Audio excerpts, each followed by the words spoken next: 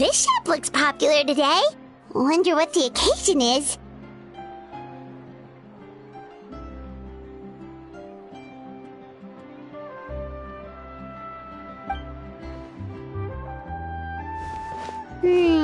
Butterfly Dew Cosmetics now on sale. Huh. Oh, Seedween's here too. Hey there, Seedween!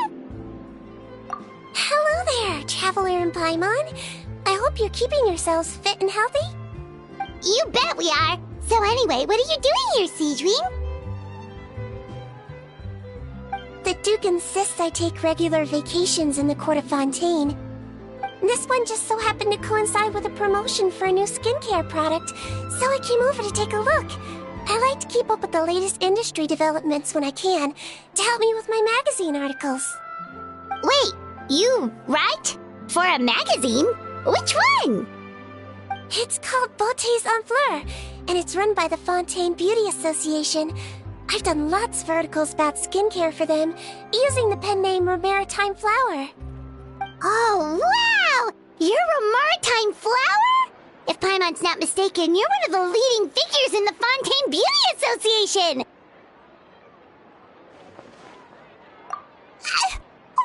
What's so weird about that? Everyone loves beauty! I really like this role. The staff at cosmetic shops are always so polite.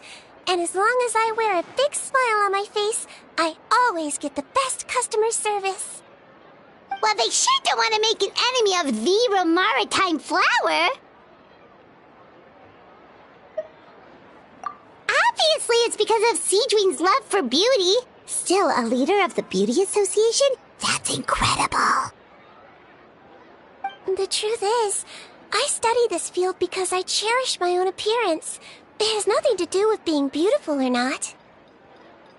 Oh, the words of a master beautician defy comprehension!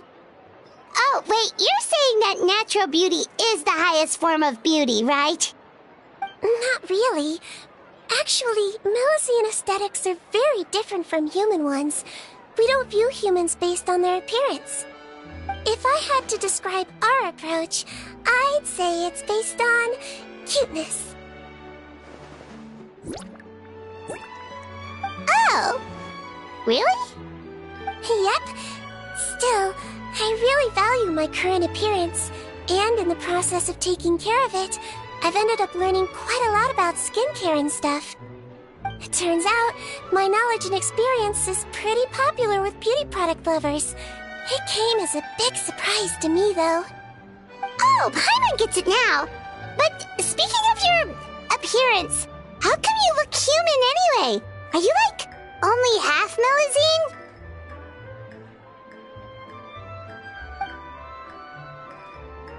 Ooh, wait, sorry. That was probably really offensive, wasn't it? No, I don't mind. I'm not mixed, though. I made a decision to turn myself into this form a very long time ago. If you're interested, I could tell you the story. A shape-shifting story? Oh, heck yeah, of course we're interested!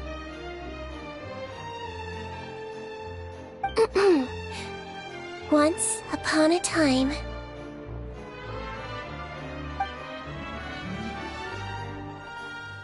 Long ago, humans rejected Melusines, and Melusines feared humans. There was one Melusine who became fascinated with human medicine, but no human wanted her help. And there was one girl who liked Melusines, so no humans would make friends with her. So, the Melusine became the girl's friend, and the girl became the Melusine's patient. Your checkup's all done. You're still in perfect health. Thank you, Dr. Melusine. In this game of doctor and patient, a friendship was born. Then, one day, the girl fell ill. The Melusine was the only doctor to arrive on time, but the adults sent her away. Scram! Melusines can't be trusted! So just because I'm not human, I can't save my best friend. In desperation, the Melazine approached the frightening witch, begged and begged until she got a reply. If you take this potion, concocted of sin, you will gain a human face and grow human limbs. But then, you will lose everything that attracted this friend of yours to you in the first place. Can you accept that? The Melazine did not hesitate for very long.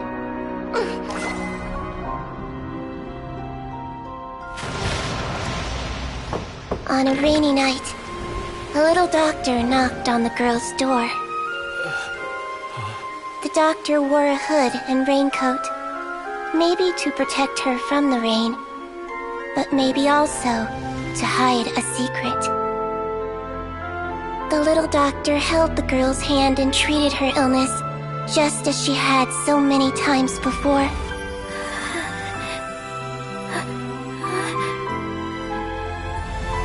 Dawn came, and the little girl's condition improved. But the little doctor was long gone, for she knew her friend would never recognize her again. And so, since then, I've lived my life in human form. Most people who know me just think I was born this way. Ooh. A witch? A potion? Why does this sound like a fairy tale? Trust me, it's a true story. Must be the way you told it then. It just sounds so...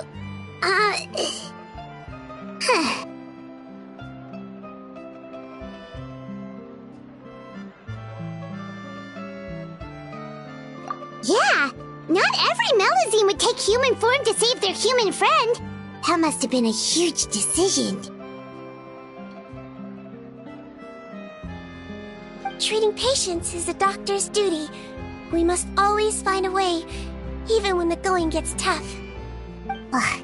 It's so crazy that they turned you away just because you were a Melazine, especially when their daughter was so sick. Well, sometimes appearance can be a real barrier. But that was a long time ago. I like how I look now anyway. Paimon too! You're super cute this way. Attention customers!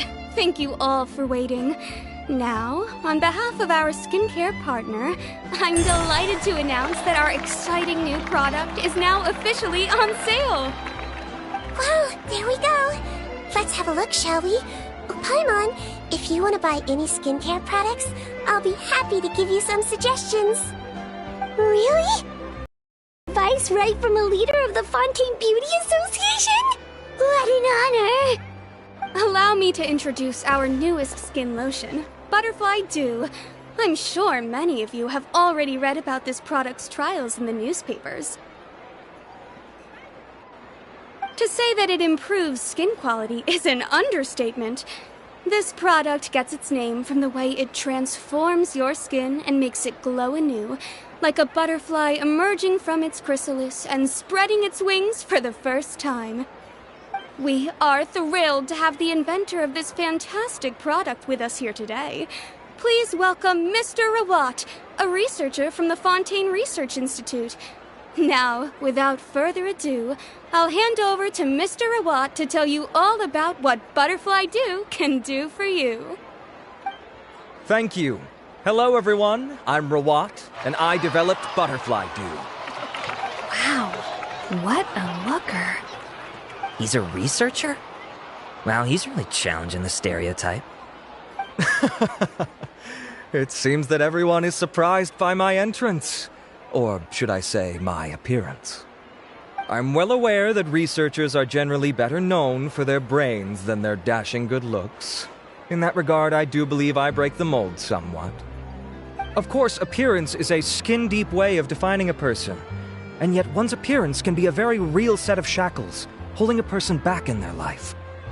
It can rob a young person of their self-confidence when applying for a job, dissuade a young lady from approaching the one she loves, Our actions are at the mercy of our appearance, and we slowly become the very person that the outside world sees us as. But what if I told you that those shackles can be broken? If our appearance prevents us from changing, then let us first change our appearance itself. Wash away moles, birthmarks, and wrinkles, and they can no longer rob us of our confidence. Replace them with luster and radiance, and we shall never again hang our heads in shame. That is why Butterfly Dew exists. Its mission is to allow us to shed our pupae, undergo a complete metamorphosis, and embrace a new life. Well, whether it actually works or not, after that speech, Paimon's already sold!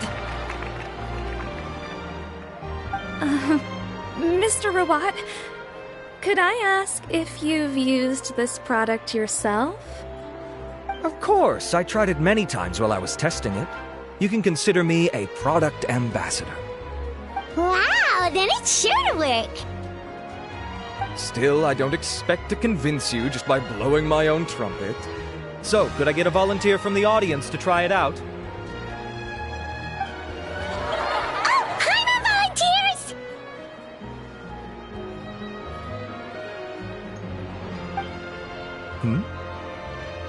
Oh!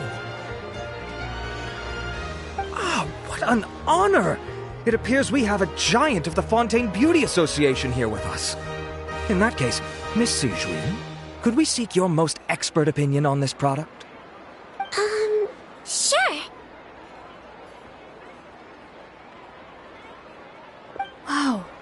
Is that Romaritime flower? They say she's the pickiest user of skincare products in all of Fontaine.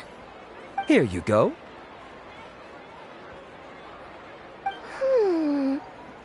Well, it's very kind to the skin, and the absorption rate is high. Even for Fontaine, this is a first-rate product. Wow, now that's high praise!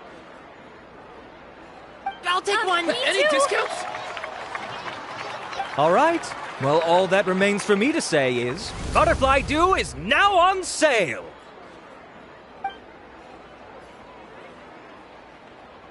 Think we should buy a bottle too?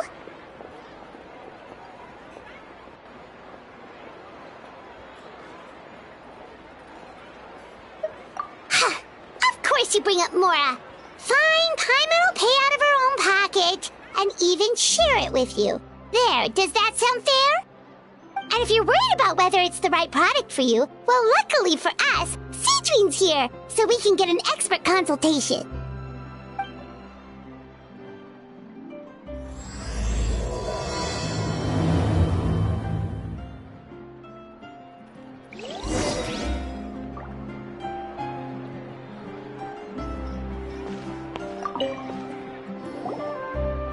It's an honor to receive such high praise from you. To be honest, I was also hoping you might be able to point out some flaws in the product so I can keep improving it. With most skincare products, the pros and cons only become apparent with long-term use. Yet, this one has instant benefits, improving skin quality without any obvious side effects. It's one of a kind. Don't worry though, I plan to keep using it, and I'll publish regular reviews in Beauté Sans Fleur. You can read my thoughts there. All you need to do is subscribe. Oh, I was hoping for a more casual conversation, but you are a beauty association leader after all. I understand if you want to keep this professional. Sijuin? Oh, excuse us, Miss Beauty Expert.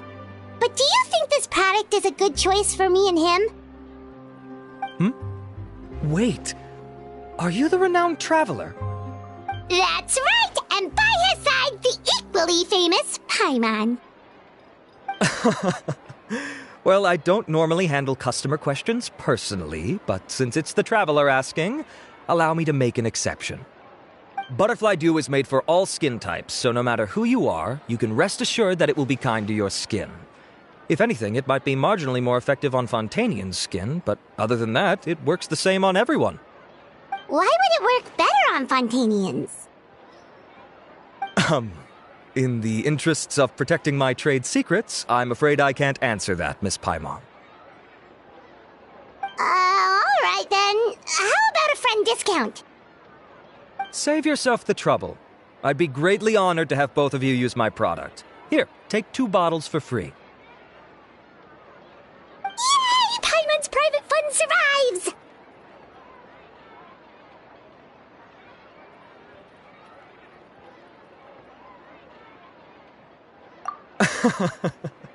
I can see why you might think that, but please don't misunderstand. This gift is simply a token of my esteem. There's no business motivation behind it. To me, finding new customers for Butterfly Dew is about meeting kindred spirits, fellow admirers of physical beauty. I consider it a labor of love. Admirers of physical beauty? Eesh, that's embarrassing to say out loud. It sounds so shallow. It's nothing to be ashamed of, Miss Paimon. Most people claim to desire inner virtue, but it's still physical appearance that turns their heads. This is a fact of life. It's only natural for people to desire to become beautiful. And that's exactly what inspired me to choose this research direction in the first place. You're right. Everyone loves beauty, don't they? Look at the time. My apologies, but I have other things to attend to. I'll leave you with these 2 bottles of Butterfly Dew, and I look forward to seeing you again. Paimon, I'd say there's no need for you and the Traveler to use this product for now. Why? Is there a problem with it? The quality is fine. I just think there's room for improvement. I think I could add some ingredients to the mix to make it more effective. Really? Then why didn't you tell Rawat about that? Researchers are a very special breed of human. You can point out their flaws to their face and they won't mind very much. But if you tell them that someone else could do a better job, now that'll make them really upset. If I'd mentioned it, he probably wouldn't have given you those 2 bottles for free. Fair enough, that makes sense. If you're interested in the more effective version, I can write up a list of ingredients for you. Just come get me once you've gathered them. When you say more effective, you mean it'll make Paimon even prettier? Ooh, how can we say no?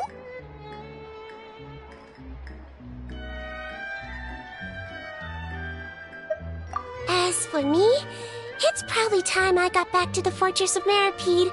I mustn't leave the infirmary unattended for too long. Alright, see you there then!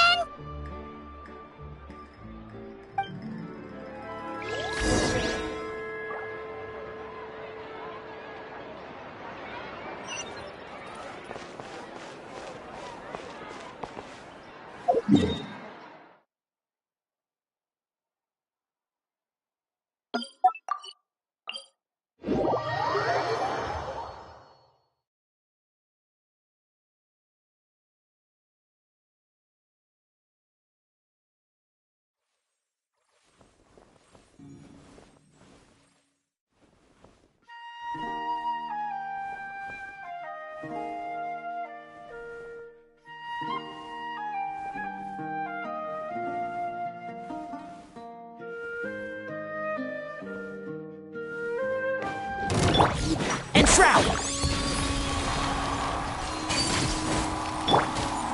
Hey there! Yeah, ta.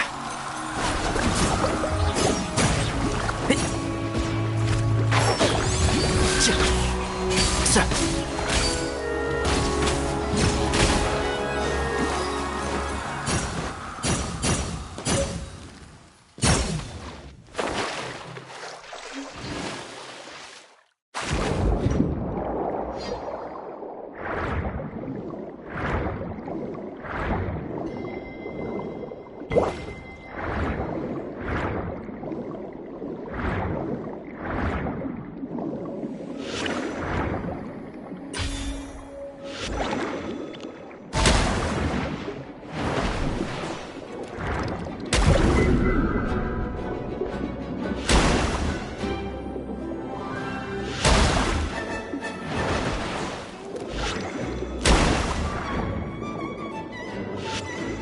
Great! That's everything! Let's head to the Fortress of Meripede!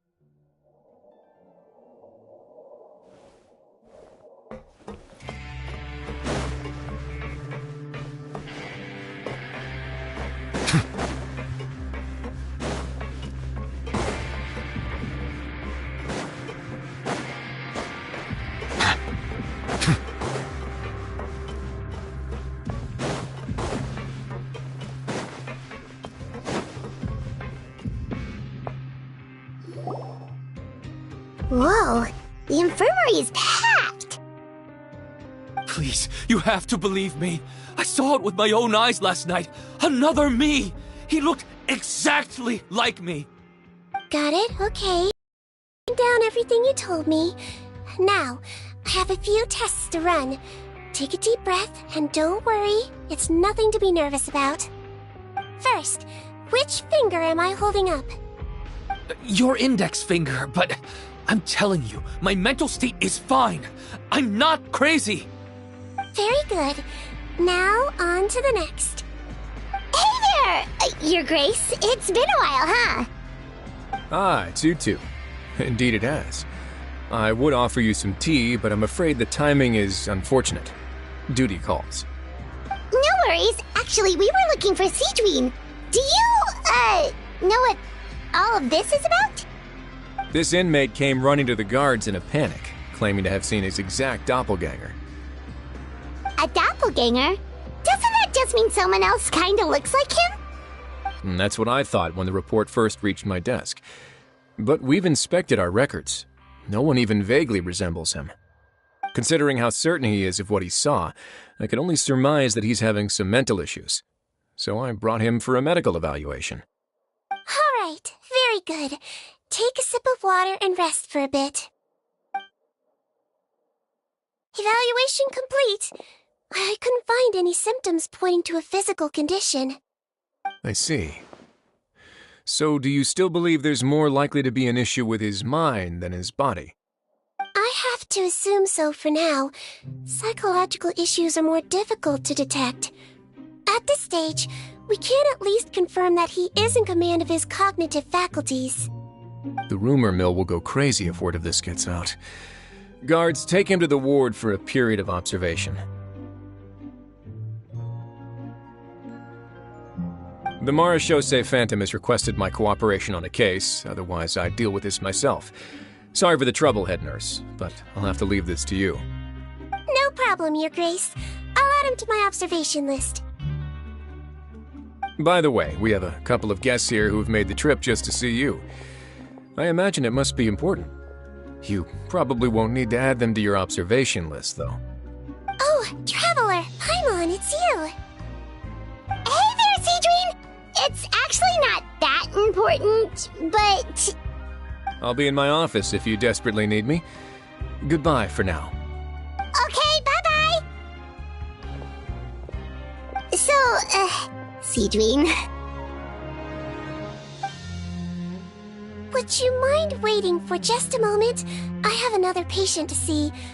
Just find an empty bed and take a seat. I won't be long. Oh, sure! Seedween, we've brought him. And he seems to have taken a turn for the worse again. Okay, don't panic. Let's start by sitting him down here. Paimon had no idea how busy it can get for Seedween. Maybe now's not the time to ask for her help with skincare.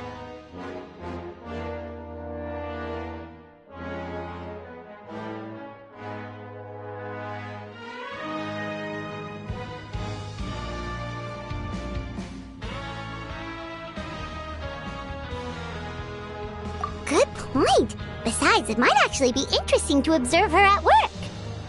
Well, this could hurt, so I suggest you take a deep breath first. Did his face melt? What happened to him? It's anyone's guess. His face melted off shortly after arriving at the fortress. But since he's a serious offender, he can't be allowed out for medical treatment. Best we can do for now is ask the head nurse to give him something to manage the symptoms. Oh, this is gonna be awkward. We still need to bring him to the Marechaussee Phantom for questioning. What if he scares them half to death?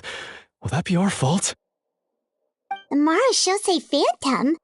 Does this have something to do with the case Wriothesley's dealing with? Yep, it was a huge case. They bagged a few dozen crooks in one fell swoop. And this guy's the baddest apple of the bunch. He harmed countless people. And now, it looks like it's all finally catching up with him. You done gawking? Not yet. I need to check the severity of your ulcers to decide the right dosage. Don't worry. We Melazines have a very different sense of aesthetics from humans. To me, You just look like a little kitty with slightly scruffy fur, but still just as cute. Don't patronize me. Do I look like a kid to you? Just give me the meds and let me out of here. I already missed my cell. Hey, lose the attitude. You dare talk back to our head nurse like that again? Your days are numbered. Oh, it's fine. Okay, I'm going to apply the medication now. Tell me if it hurts, all right? Look how nice Seedween's being. And he still talks to her like that? What a nasty piece of work. Can I leave now? Wow, not a peep. What a brave little guy. Thank you, Seedween. And I apologize for the trouble. So, Traveler, Paimon, did you bring the ingredients? We did, but we don't want to interfere or anything. You're busy saving lives here. Oh, don't be silly. I agreed to it, didn't I? Just hand me the ingredients, and I'll make some time to whip it into the improved version for you. Take a rest here if you want. Or, if you're not tired, I hear they're holding a new pancreation tournament in the administration area. Or alternatively, is there anything we could help you with, Seedween?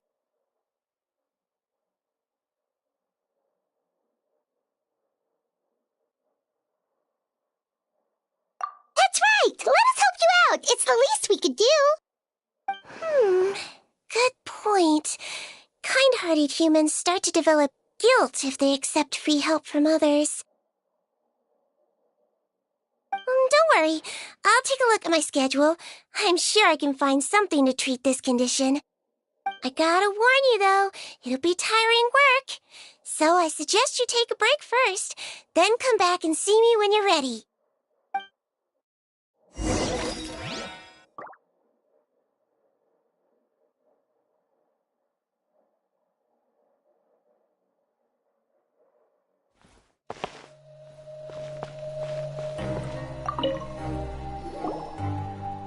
We're ready, Seedween. What's our first mission?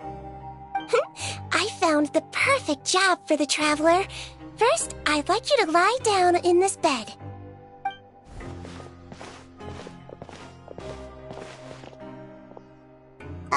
What for?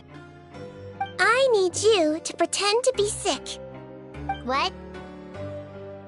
Oh, is it that difficult? I thought you did a pretty good job last time.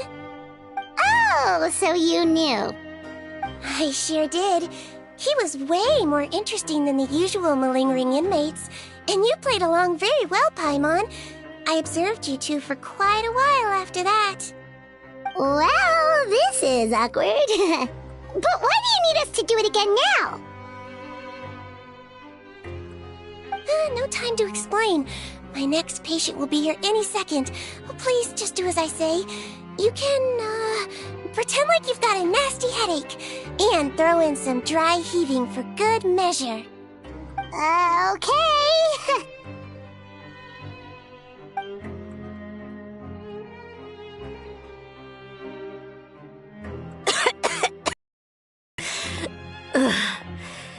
Hey, Doc, it's me.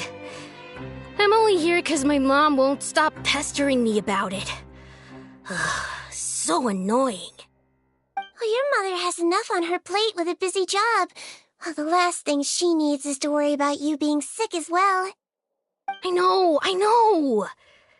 I shouldn't treat the place like a playground, shouldn't go swimming in the lower levels where we join up with the sea, because it'll give me a cold and distract her from her work.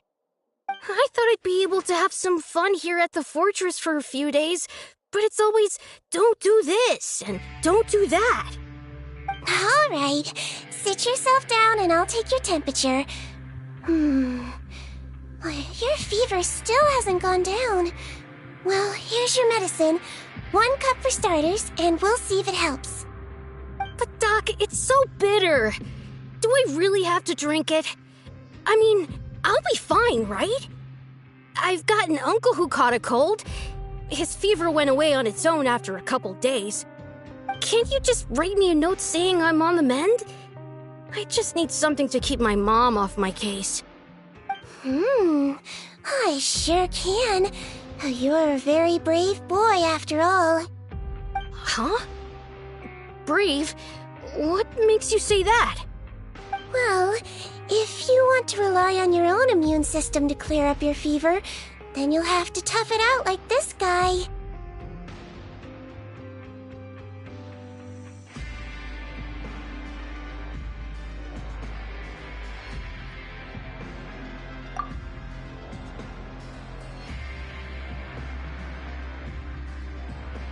Hang in there, traveler! Are you gonna puke? Paimon can get you a paper bag! Huh? As long as you're tough enough to get through the nausea and dizziness caused by the high fever, you'll be right as rain after just a few days' rest. And if I'm not tough enough? Hey! Wake up! Wake up! Put it this way. At least you'll never have to see the doctor again, right? I think maybe I'll take that medicine after all, if that's okay. Oh, of course. Here, it's still warm. It's so bitter. All done. Great job, you two. That kid really doesn't know what's good for him. His mother's a guard here. She's been working back-to-back shifts lately, but unfortunately his father's away on a business trip right now. She had no choice but to bring her son here for the time being. He was quite happy at first. He seemed to think that the Fortress of Meropide would be all fun and games. So you made us put on that act just to scare a kid into taking his medicine? That's a pretty sneaky trick. Seems like there's a whole side to Siegeween we never knew about. It's a technique I learned from my teacher. Oh, you had a teacher? Was she a Melusine doctor too? She was human. She passed away a long time ago. Oh, sorry. No, it's fine. I really liked my teacher, so it's always nice when I get to talk about her with other people. She was a traveling doctor, and since she didn't have a clinic, she'd go out and visit her patients wherever they were. Dealing with the badly behaved ones was her specialty. She used to say, if you can scare the little brats into taking their medicine, you won't have to hear them wailing and screeching when their condition gets worse.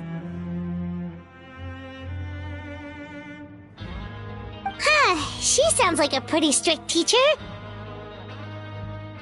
Strict? Well, that's not how my teacher saw it. She thought of herself as terrifying to kids. Strange way for a doctor to describe themselves.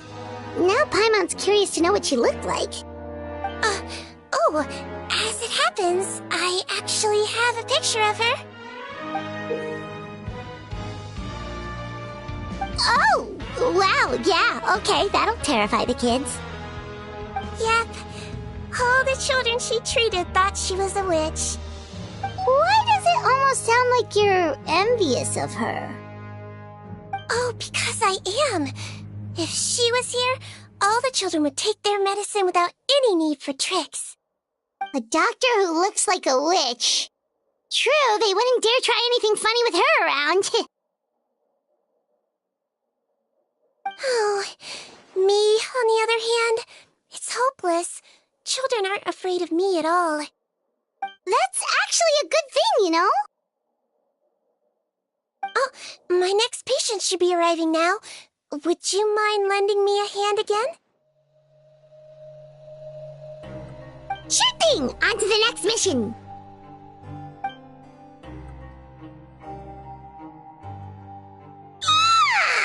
Is it nighttime already? That flew by. You really have a busy job, Siegeween. Well, thanks to you two, it was much easier today. Aww.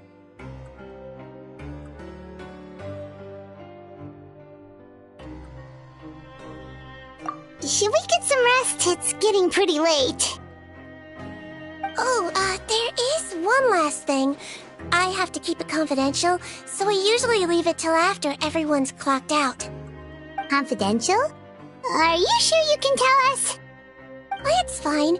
You're not living here anymore, so it's okay if you know. All it is I have to prepare some ingredients to make healthy meals with. Wait, you mean those healthy meals? Patience refused? Considering even the chef's version makes people uneasy, it really makes you wonder what's in it. You want to find out? I can teach you how to make it. That way, if you ever suffer from exhaustion on your future travels, you can prepare a healthy meal for yourself. It's really good for you, you know. Sure? Guess we can help out one more time.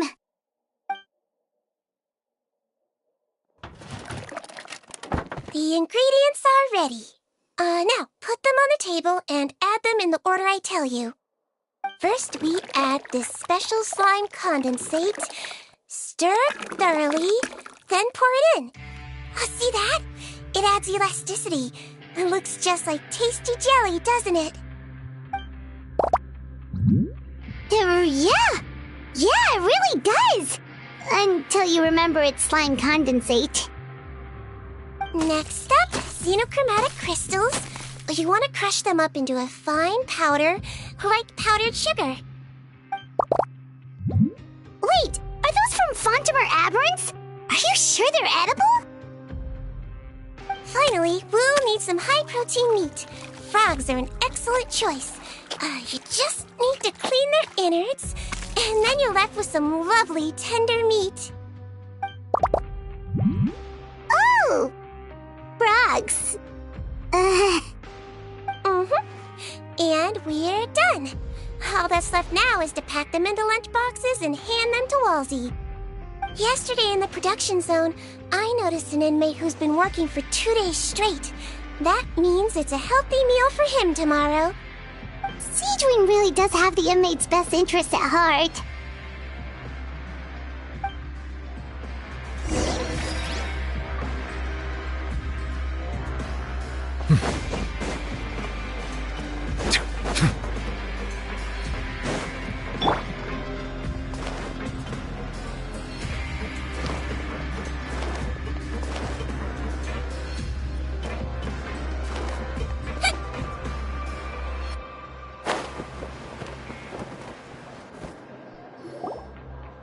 Ah, head nurse. Got some extras for me? Just the one today. The serial number's on the lid. Sounds good. I'll make sure it gets delivered. Sounds like they're talking in code. Thanks for your help. Oh, it's no trouble at all. I only wish I could do more. You work so hard for all our sakes. I'd happily lose a little sleep if it meant helping you out.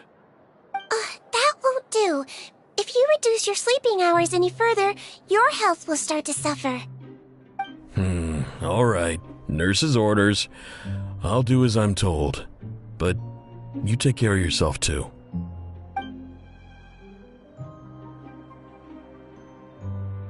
Well, I'm done with work for today. Thanks for helping out, you two. Seems like the guards and staff here have a lot of respect for you, Seadream. In just one day of helping you with your work, it feels like we've done a lot for the fortress. Head nurse, please, wait. I'm sorry to disturb you this late at night, but I think you'll agree, this is urgent. Okay, just relax and catch your breath. What's the matter? The guard at the observation ward, Odilon, he told me to pass on a message to you. One of the inmates there, the guy suffering from possible hallucinations, well, he seems to have made a sudden recovery, and now he wants to apply for permission to leave the ward. Huh? Already? You were right to tell me. I'll have to examine him and make sure he's well before we discharge him. Looks like we've got one job as medical assistants left. We'll come with you.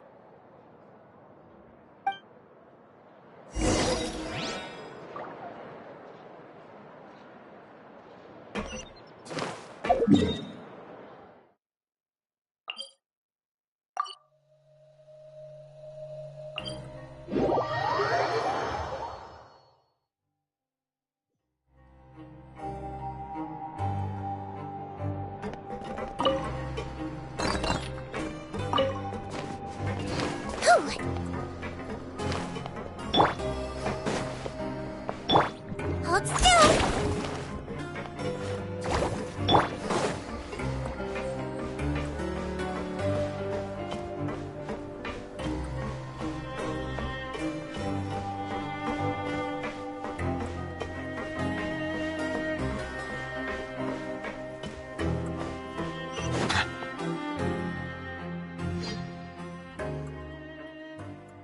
Ah, head nurse, you're finally here.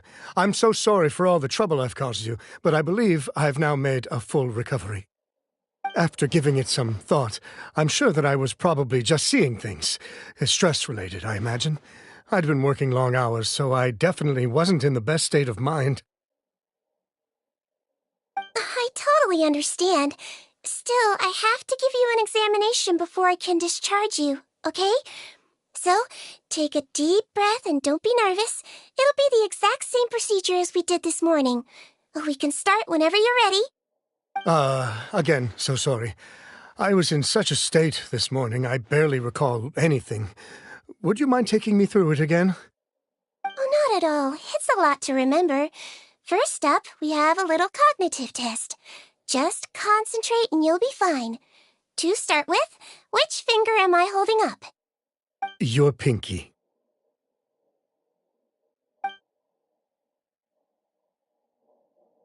All right. All indicators seem normal. So it was a stress-induced hallucination after all? Well, we've certainly had previous cases of mental illness caused by overwork, which is why I carefully observe everyone in the production zone. I wonder how I managed to miss the signs this time. Please, head nurse, you shouldn't blame yourself. I'm just still adapting, that's all. Pushed myself too hard, and I guess I couldn't take it. Thanks for looking after me. I'll be as good as new after a good night's sleep. And if you can give me the okay, I know I'll sleep better back in my good old dorm. It can be difficult to relax in an unfamiliar environment. All right then, you can leave the ward. I suggest you take 2 days off to focus on your recovery. I'll take you off the observation list for now, so you're officially discharged. Great. I can't thank you enough, head nurse. Mr. Odilon, could you escort him back? Of course. I'm on guard duty in the administrative area tonight, so nothing will go wrong. You have my word.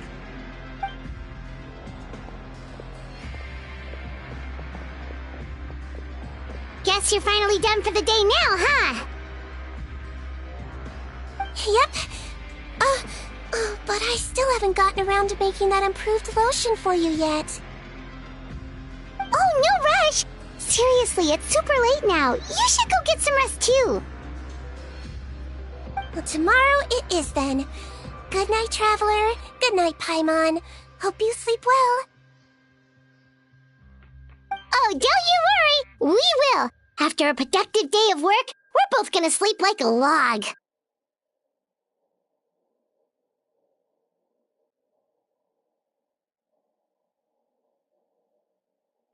Yeah, sleep tight, Seedween. See you tomorrow!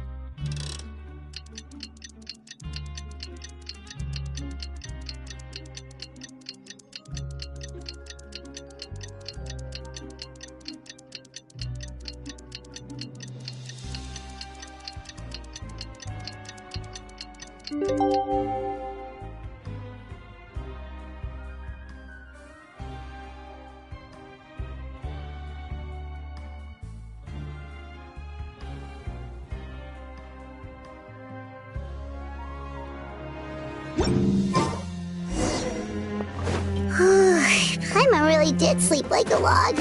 Let's go find Seadween.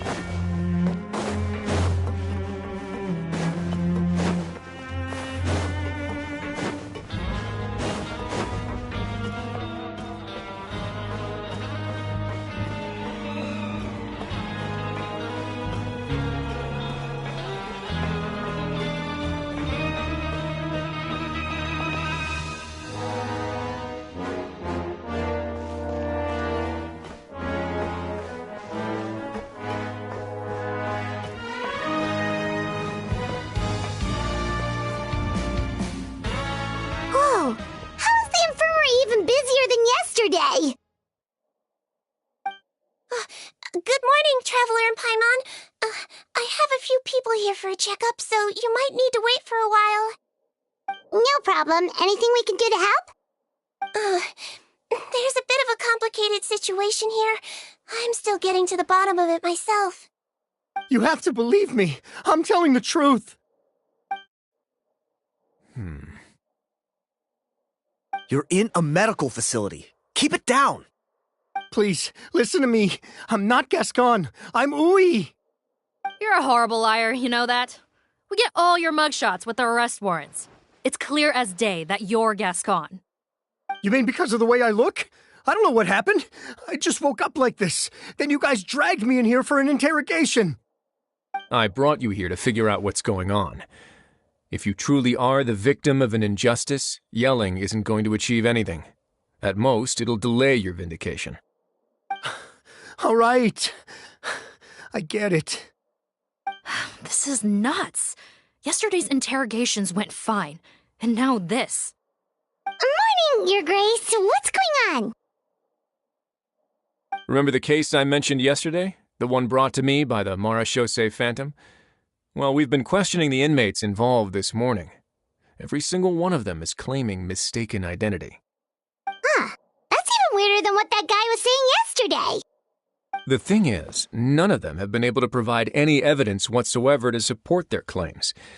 Questioning them further got us nowhere, so for now, we've brought them to the infirmary. And we thought yesterday was as busy as it got for Seadween. We've compiled their statements. Have a look.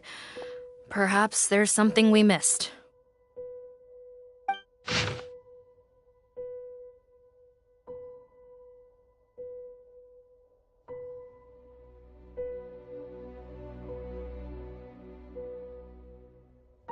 Wait.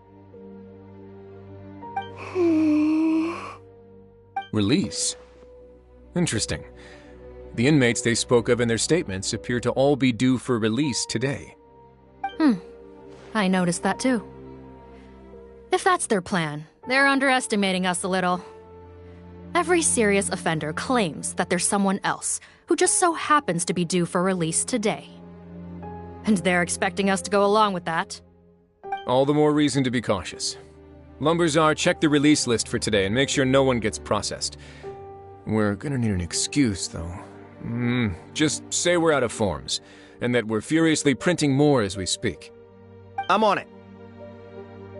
It's conceivable that our group of serious offenders somehow found a way to switch places with inmates who are about to be released, so they can walk out right under our noses. We did consider that possibility. But I mean, just look at them. They match the warrants, period. How could there have been a switch? Only if they're dead ringers for the inmates due for release, I suppose. I gave you that name list yesterday to assist in your investigation. Did that help? Yes, the inmates' mugshots were attached to the list. The first thing I did was check for lookalikes, and I didn't find any. The only other thing that stands out to me is that their voices sound a little different today. But it's not exactly hard to put on a fake voice. Oh, really? What does our head nurse make of all of this? Give me a moment. I think I have a way to confirm whether there's been a switch. I know, it's not time to change your dressing yet, but please bear with me. Huh? Isn't that the guy from yesterday? should be Honore. He has very severe facial ulcers, which require an operation in the hospital at the Court of Fontaine. I authorized him to leave the fortress for medical treatment under guarded escort. Yes, like I told you. I'm not Potton. I'm Honore. So there has been a swap. Well, I can see what happened in Potton's case, but how do you explain the other inmates? You're not telling me their souls switched bodies, are you? No, I believe it was their faces that got switched. The method is a bit like replacing a tooth. Take the bad tooth out, put a false one in. And actually, I think I can prove it to you. Traveler, Paimon, do you remember Eric from the other day? Yeah, sure do. Then you can be my witnesses. To start with, please fetch the inmate who claims to be Eric.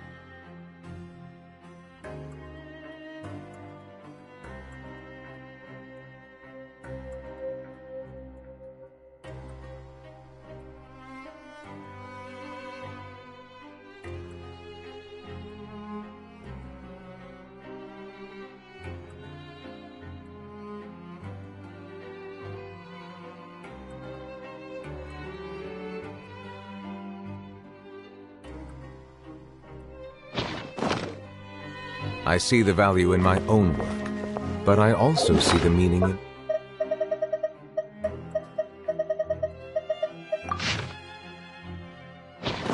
all the endeavors of the people of Fontaine.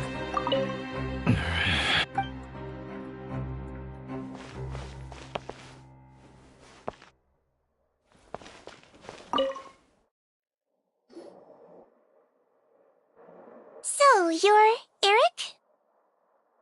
Yes, head nurse, it's me. You do believe me, right?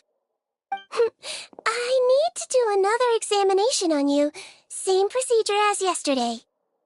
All right, it's the cognition test first, right? So I need to concentrate. Now, try to recall if you can. The last time we did this test, which finger did I hold up? I believe it was your index finger. But that means...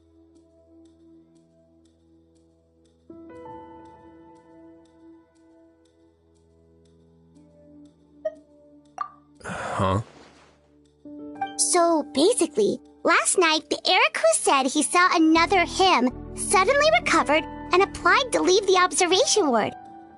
Siegewing did another test before letting him leave, but that time, she held up her pinky finger. Huh? I don't know about any tests last night. There was nothing to do in the observation ward, so I went straight to bed. Then I somehow woke up in a high-security cell. Well, in that case, there is a reasonable explanation for the strange events of the past 2 days. So, what exactly happened? The gang of serious offenders wanted to break out of prison, so they identified a group of scapegoats, namely inmates whose terms were almost up, and planned to switch appearances with them. Last night, when Odilon was on duty, they ambushed him and had one of their group switch appearances with him using their face-swapping method. That allowed them to avoid scrutiny from the other guards. Then, once all the other inmates were asleep, Odilon spent his night shift carrying out the remainder of their switcheroo plan. However, they made one mistake. Henri changed his appearance to match Eric's earlier than he should have done, and ended up being spotted by the real Eric.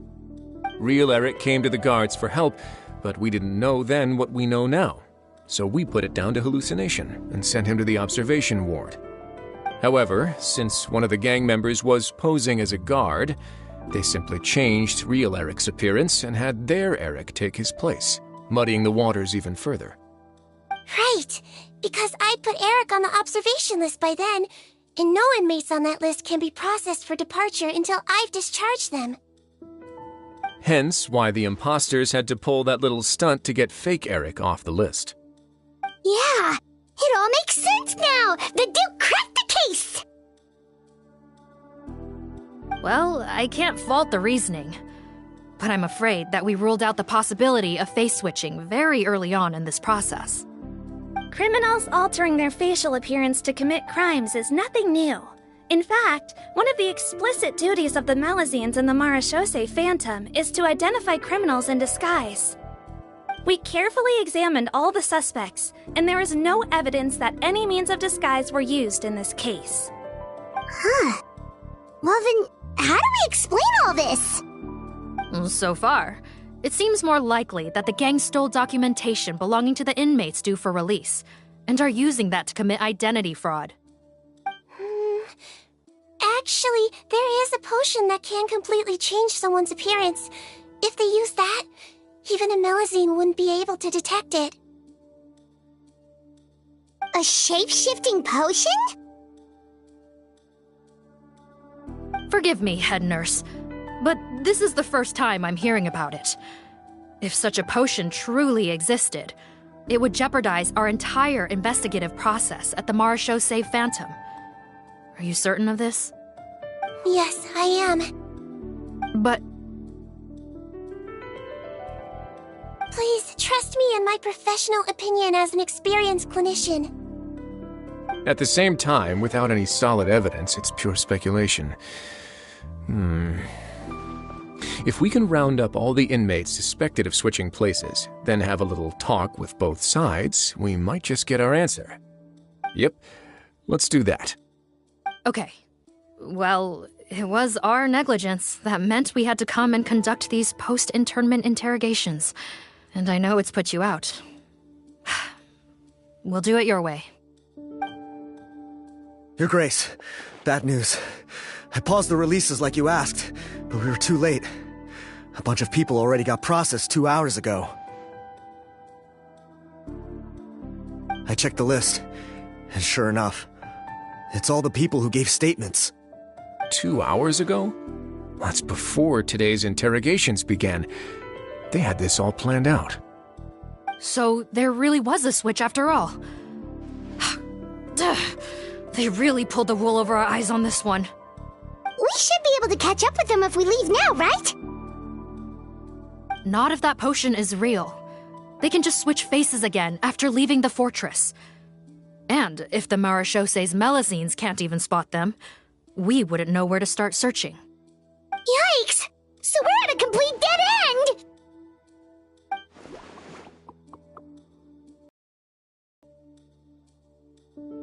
Well, technically there is one more lead we could follow up on. We were only able to arrest this gang thanks to the help of a researcher from the Fontaine Research Institute. I believe his name is Rawat. Oh? Rawat? Isn't that the handsome guy we met at that skincare promotion? Handsome? Maybe from a human point of view. I just remember that he specialized in potions. One of the crimes this gang is charged with is the manufacture and sale of illicit drugs. According to Mr. Rawat, they appear to have stolen technology he developed through his research and used it in their operation. At first, he thought it was a typical case of intellectual property infringement, and he tried to negotiate with them. But once he discovered their criminal operation, he reported them to the authorities. Thanks to his report, we were able to swoop in and arrest them all in one go. What a hero! Bet that took courage on his part. No doubt. This is worth following up on. As the one who snitched on them, it's highly likely that Rawat will be targeted by the escapees. That aside, since he's negotiated with them in person before, there's a chance he'll have some additional information for us. Understood, Your Grace. My team and I will head to the Fontaine Research Institute right away. In the meantime, please keep an eye on the face switch victims for us. Of course. Miss Morgan, I'd like to come along and help you catch these criminals. Huh? Why's that? Well, I'm the one who discharged the fake Eric last night, so I feel partly responsible. Don't say that, head nurse. Your focus was on the inmate's health, and rightly so. We can't ask you to help with arresting criminals. That's our duty. I also have a more personal reason. Potton is a patient of mine, and if I don't get a new batch of medicine to him in time, his condition will get much worse. Look, head nurse, I completely understand where you're coming from.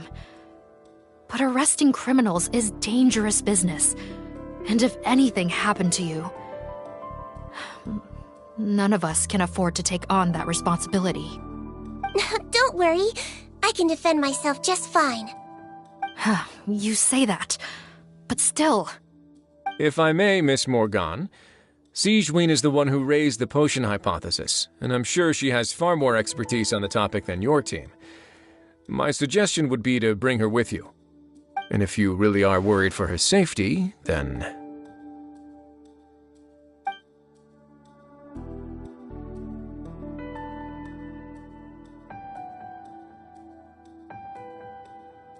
Ah, there you go, right on cue. Knew I could count on you.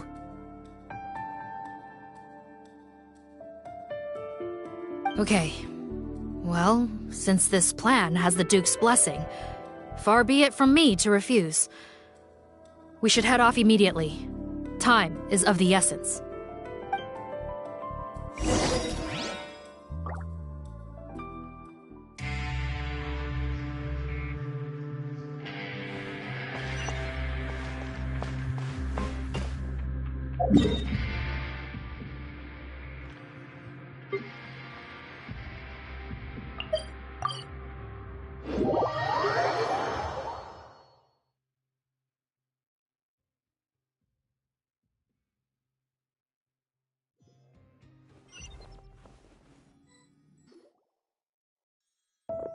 Greetings. Sorry to impose, but I'm afraid we're here on urgent business, and we're gonna need you to cooperate. The Marsh is a phantom. Let me guess, you're investigating some more illegal research? Not this time, no.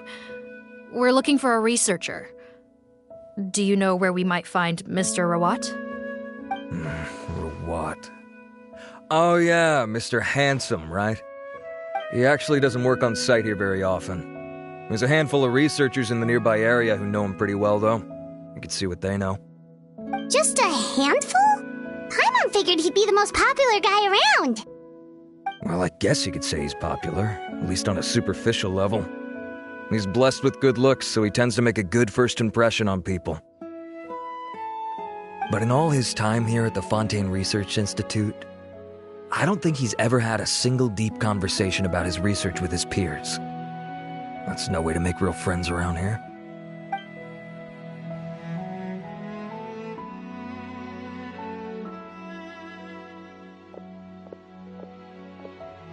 That's so weird. He definitely didn't come across like a recluse at that product promotion. I don't find that weird at all. He definitely didn't strike me as the kind of guy who's, good at making friends. Really? Paimon couldn't tell. Must be a Melusine perception thing. Okay, we should talk with his acquaintances.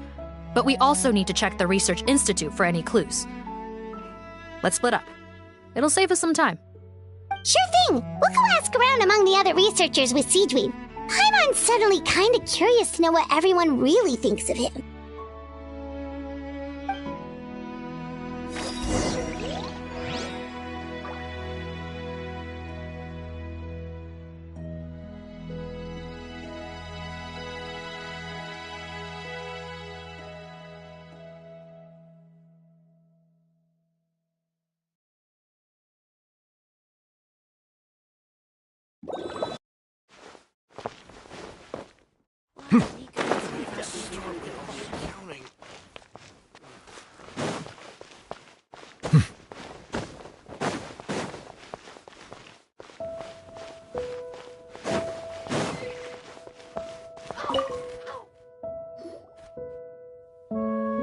excuse us. Are you Audrey?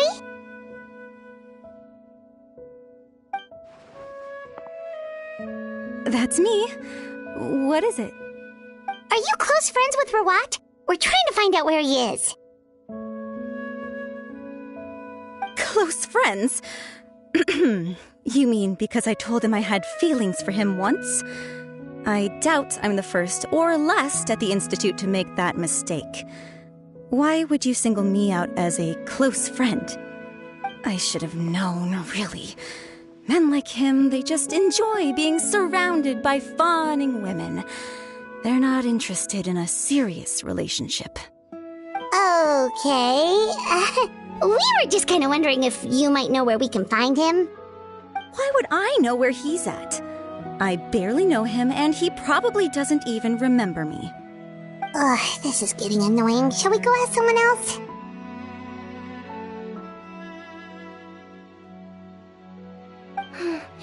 I think she knows Rawat better than she cares to admit. If we leave now, it might be a wasted opportunity. Maybe, but we're not going to get much out of her while she's in this state, are we? She's displaying symptoms common among people in love, if that's what you mean. But I know a cure. It's curable? Oh, we're still no closer to finding Mr. Rawat. Oh, by this point, he could be in grave danger. Danger? Wait, why are you looking for him again? Oh, that's right, yeah! The Marechaussee Phantom said that he's been targeted by some pretty bad people. We need to make sure he's safe. What? How has this happened? He seemed fine when I last saw him, and that was only a couple of days ago. Just happened to run into him, of course. Oh, I see. Well, do you have any thoughts on where he might be right now? Okay, but this is purely out of concern for his safety. If he's not at the Institute, he might be at his mother's place. I heard she raised him alone, that they had it pretty tough financially, and these days she's housebound due to illness. He makes regular trips back home to check on her. Oh, okay. Do you know the address? Nope, sorry. I only found out the thing about his mother because it came up in conversation once. I was just trying to find out more about him, so I could get to know him better. When I told him I had a crush on him, I offered to help him take care of his mother. And yeah, maybe that was a stupid idea, but did he really have to yell at me for it? It's like, fine, I can take no for an answer, but what's with the temper tantrum? Unbelievable. These guys only want to show you their charming, well-groomed exterior. They can't stand it when a few home truths shine through. Looks like her love syndrome is flaring up again. We need to find out Mr. Rawat's mother's address. Let's check with the Marechaussee officers when we regroup. Cool, sounds like a plan.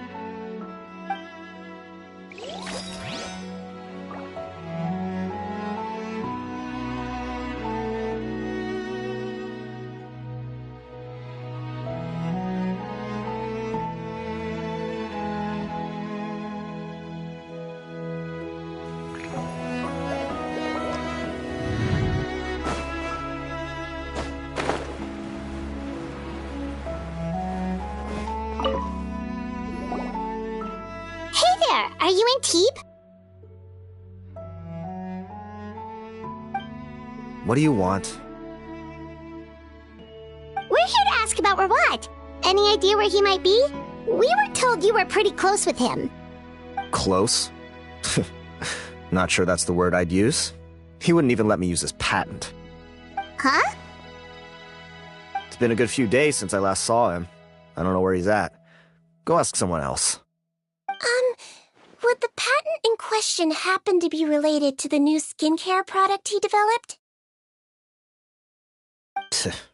Yeah, kinda.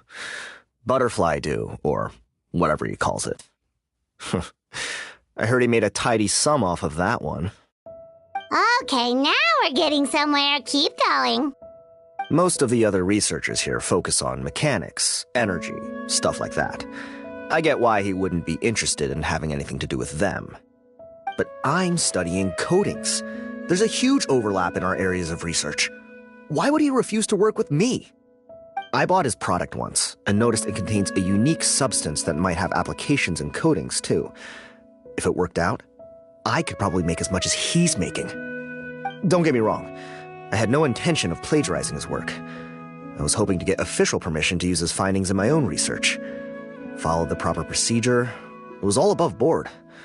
I would have had to pay him a license fee and everything. But despite that, he turned me down not once, not twice, but 3 times. It's like he's vehemently opposed to the idea of anyone else making the kind of money he does. Huh, so is Rawat antisocial, or is this guy just jealous?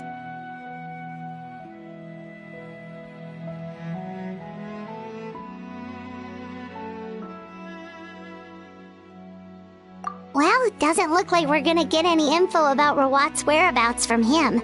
Let's go! Wait, 1 second. Mr. Antib, next time you go shopping, you should buy some Buell fruits. Peel the skin, steep in water, then drink. It'll help calm your mood. Huh? Yeah. Thanks.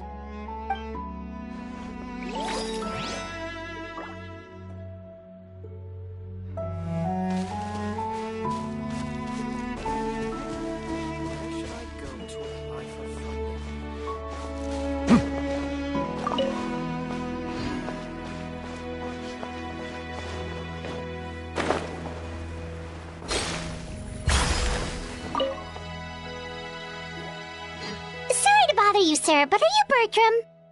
Who's asking? Just some concerned citizens helping out the Marechaussee Phantom with an investigation. We'd like to ask you about Rawat's whereabouts, if that's okay. We're told the 2 of you are pretty close. Not anymore, we're not. Turns out we don't see eye to eye. Oh yeah? What happened? The thing about us researchers is, most of us do what we do for some sort of higher purpose, but not Rawat. All he cared about was how to commercialize his findings. He won't even let you work with him unless you sign a confidentiality agreement first. Also, he has better control over who gets which intellectual property rights. How are you supposed to get any meaningful research done working with a guy like that? Now that I've got my own technical solution for my compressor, I don't need to work with him anymore. So that's what Rawat is really like. We'd still like to know where to find him. Is that something you can help us with? Wait, Yeah, I know you. You're the head nurse at the Fortress of Meropide. Alright, then I'm happy to help you if I can. I respect the work you do. Medicine serves the highest purpose of all the sciences. Wow, turns out Cedrine's got some real clout. Thing is, I have no real way of knowing where he might be. I stopped working with him 2 months ago, and I've barely seen him since. But if you want my advice, I'd say go talk to the peddlers. There's a few he meets with every other day or so. Maybe they know where he's at. Peddlers? Yeah, back when I was working with him, I noticed he met with them quite often. Wouldn't surprise me if they were involved in some shady business together, because it seemed like they went out of their way to avoid discussing anything in my presence. The little I overheard was about manufacturing and selling pharmaceutical drugs. Like I said, he's all about the money. Drugs? Doesn't he work with skincare products? Do those count as drugs? Who knows? I never cared to find out. He's the Morag rubber, not me. Thank you. You've given us plenty to work with. Welcome.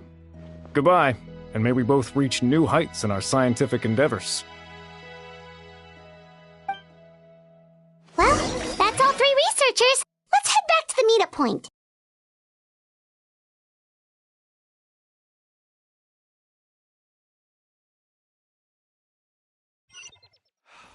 I'll be able to continue with my hydrology research.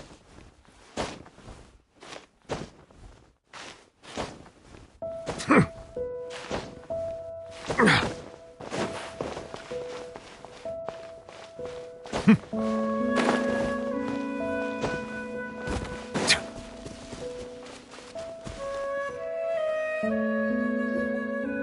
know, Paimon started out thinking Rawat was a handsome researcher with a friendly and cheerful personality. It's such a surprise to learn that his peers have a different impression of him. So, what's your view of him now, Paimon? A handsome researcher whose difficult upbringing turned him into a profit chaser with a chip on his shoulder? So your thoughts about his appearance haven't changed at all? Well, his looks are kind of a big deal, at least in Paimon's opinion. How did such a handsome guy end up being so antisocial? Even with his difficult family background, it just doesn't make any sense. You can't judge a person solely based on their appearance. Head nurse. Traveler. I assume you've spoken with the researchers. What did you find out? Bertram mentioned Rawat's involvement with some pharmaceutical merchants. Do you know if he's registered any pharmaceutical brands? Since he was a whistleblower on such a huge case, I ran a background check on him. I don't remember there being any brands under his name. How strange. If he was so focused on commercializing his research and averse to sharing his technology with others, why wouldn't he have registered his own brands? Maybe he and his business partners needed to avoid public scrutiny? You think he may have colluded with the gang? Well, the crime was manufacture and sale of drugs, and that would certainly be in his wheelhouse. We can't rule it out. Isn't that pretty unlikely, though? He was the one who blew the whistle on them! Most children who come to me with tooth decay have suffered pain for a long time already, but they'll still try to hide the fact that they eat too many sweets. Grown-ups and children aren't so different in that regard. If you say so. I saw him when he came to make his report, and I certainly didn't get the feeling that he was the type to collude with criminals. Perhaps it's more likely that they were coercing him. You mentioned that he comes from a poor family. So, it's possible that the criminals approached him asking for academic support, luring him in with the promise of riches. By the time he discovered who they really were, he was in too deep. They had leverage on him, so he was forced to keep working for them. I've seen it happen many times before. That does make a lot of sense. It would definitely explain why he was so unwilling to cooperate with his fellow researchers. No wonder he's so unsociable. He must be on edge all the time with a gang of crooks breathing down his neck. In that case, the situation could be worse than we thought. If Rawat was working with the escaped inmates, they're sure to know more about his whereabouts than us. Oh, there's a good chance they'll get to him before we do. Based on the information we've gathered so far, he was last seen 2 days ago. If no one's seen him since, maybe we're too late. 2 days ago? So he went missing right after that product promotion. That was the same day he reported the criminals, too. Not a good sign. Don't worry, everyone. I believe we still have a chance. Since he disappeared right after blowing the whistle, it's likely that he's gone into hiding. Yeah, he must have been worried that they'd come for him. All the more reason to find him as soon as possible. The only lead we have at the moment is his mother's house, which you mentioned earlier. Seath, think you can find the place? Yep. When you register a brand, the Court of Fontaine requires you to provide a legal address. The one Rawat wrote down was in the outskirts of the city. That should be the place. Okay, then there's no time to lose. Let's move.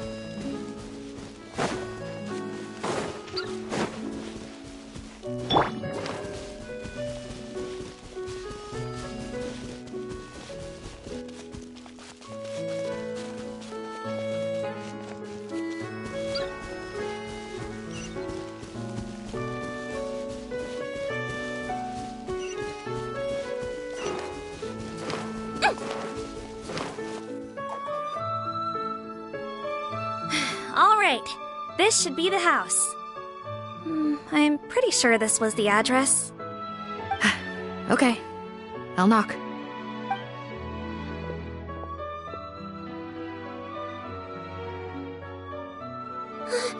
Sounds like whoever's inside has restricted mobility. Oh, it seems serious. What's the fastest way to get this door open? Break the door down? No, I'll handle it. Let the expert deal with it. There'll be a mountain of paperwork if we damage a citizen's property.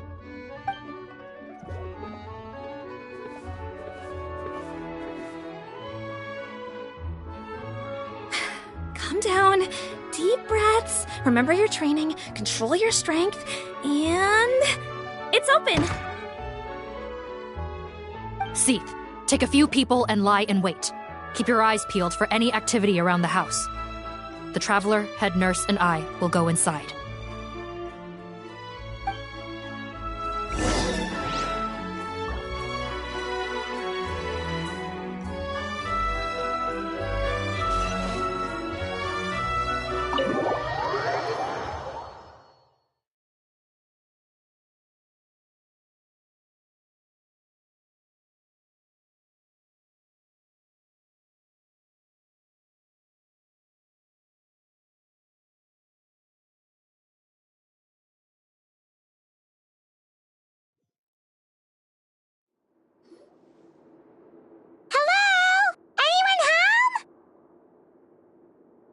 Oh, there.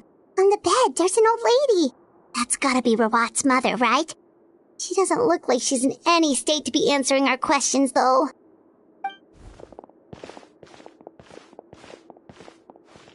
We could try, but she is very ill. We mustn't force it. Well, doesn't look like Rawat's here. She's the only one we can talk to. Yep. Allow me. Hello, ma'am. Might I ask if you're Rawat's mother? We are trying to locate him.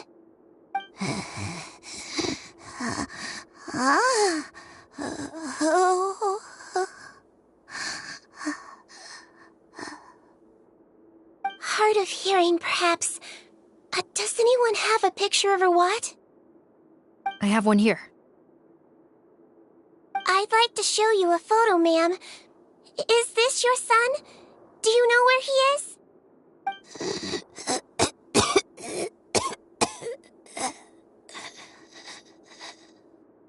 Looks like this isn't gonna work after all. Well, looks like we're out of leads. If Rawat's not here, things are looking very bad for him. Is it possible he could have avoided returning here because he knew he'd be in danger? Maybe. But if so, where do we look next? Maybe we should take another look at the Institute. Guess so. I suggest we all return there now.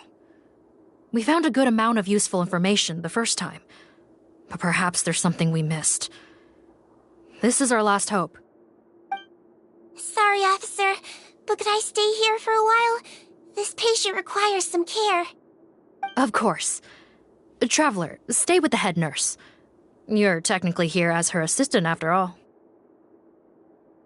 Also, I'd like some Marechaussee members to stay as well, and keep an eye on the area.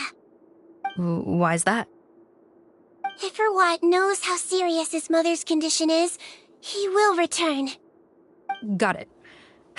Okay. I'll tell the squad members in hiding to stay put and keep a lookout.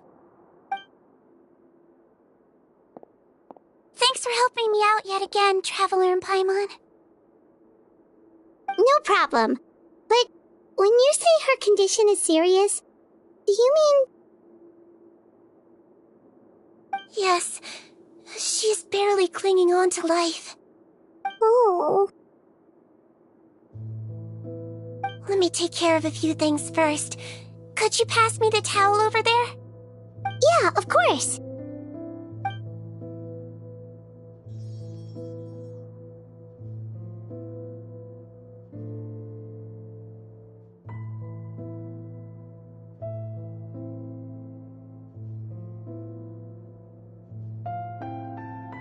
I can tell that her family has tried a lot of different treatment methods, including some very expensive medicines. Unfortunately, her condition is so multifaceted that a recovery looks all but impossible.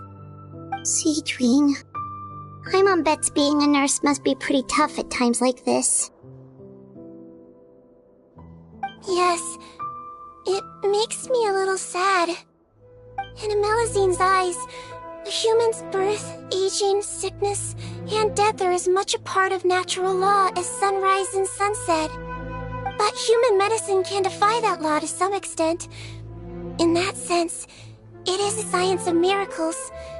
That is why I became fascinated with it in the first place. But it was only after I truly became a doctor that I realized miracles don't always happen. Even the greatest doctors cannot cure all diseases. Cedrine. Well, don't worry about me, Paimon. A doctor's duty is not to cure all diseases, but to treat whatever ailments they can. At the very least, I can lower her fever. That way she'll suffer less, and she might even be able to see her son. Yeah, all the more reason to find Rawat as soon as possible, even if we don't catch those crooks.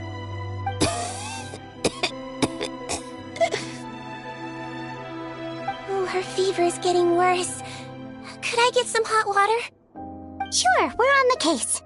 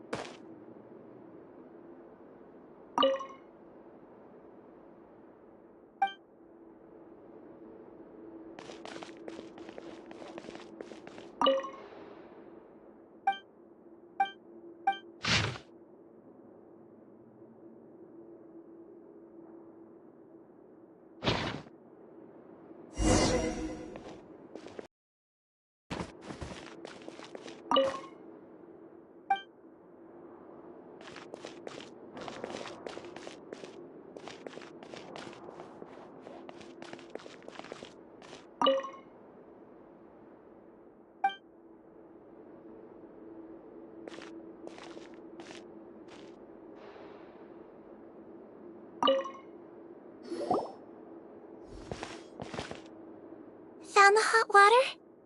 Sure did. And look what else we found. Judging by this journal, it seems like Rawat has a private lab. There's a good chance he could be there right now. We gotta go tell Officer Morgan right away. Oh, that's great news. But hold on just a moment. The wet towel is ready. I'm giving you another injection. Are you feeling better now?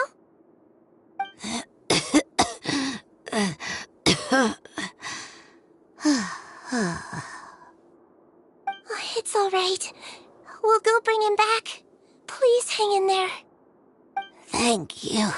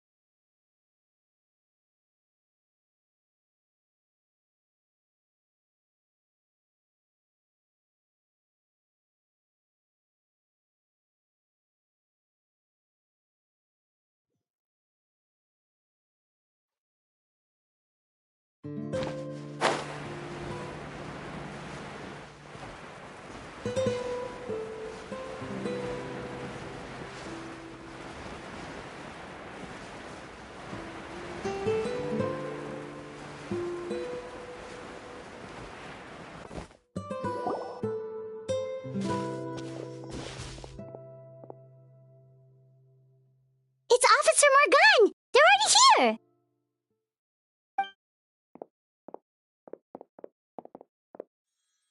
We came as soon as we heard the news. I can't believe we were so careless. The most crucial information of all was hiding right there, in that room. And we missed it. Don't blame yourself. Right now, we need to focus on finding a way in. There's a mechanical door over here. Hopefully the instructions in Rawat's journal will help us open it.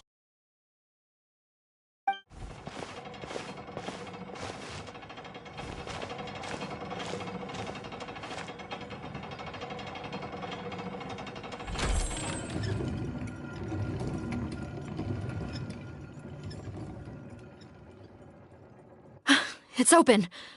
Let's go in.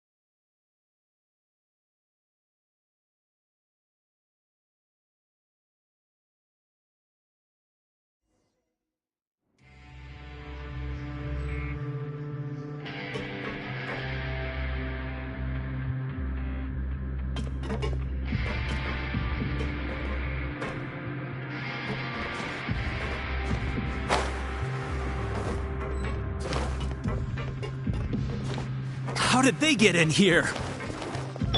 Captain, up ahead! Those look like our fugitives! So they found this place too? Don't let any of them escape! Let's see! Bow your head. Want to taste of my hammer? Let the mighty be humbled! Can't see?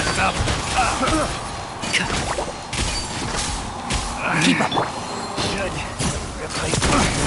Watch out! Yeah!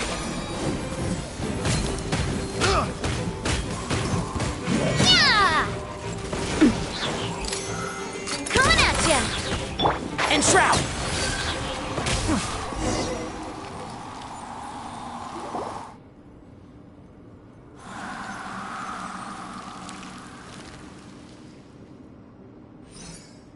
Captain, according to our list, many of the fugitives aren't accounted for. There may be others hiding deeper inside the facility. Ah, so these guys were just the lookout crew. The Marachose Phantom! How did they find this place? Wait, it's that guard from the fortress. That's right, I'm on your side. The Duke sent me. What's the matter? Some sort of mix-up? Mr. Odilon, didn't I tell you a few days ago that you need to stop all field work until you've recovered? Well, you know, gotta help His Grace out. Share the load. Officer Morgan, this man is an imposter. The real Mr. Odilon has no recent health issues. What? But Looks like the head nurse was right about the face-swapping method. Arrest them all! DuPont, stay here and keep guard. And watch the exit. If we're not back soon, call for reinforcements. got it.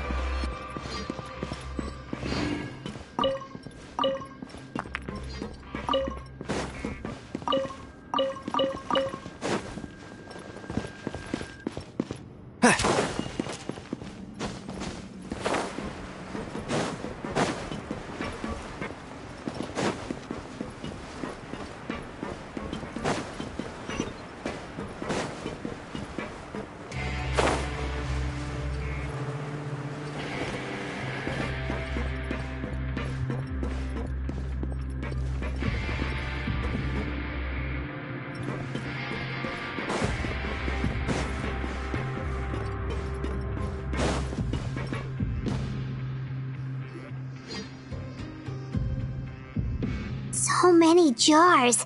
Was this some sort of production facility? This scent, it's probably the ingredients used to make butterfly dew.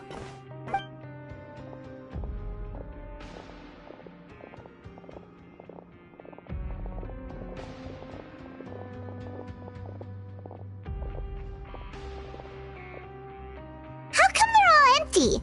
Did it sell so well that he ran out of supply? That he may have been coerced into the illegal drug trade. I would have thought that any production facility we find here would be used for illicit purposes. Perhaps butterfly dew is itself an illegal drug. Do you have any evidence for that claim? No, just a guess.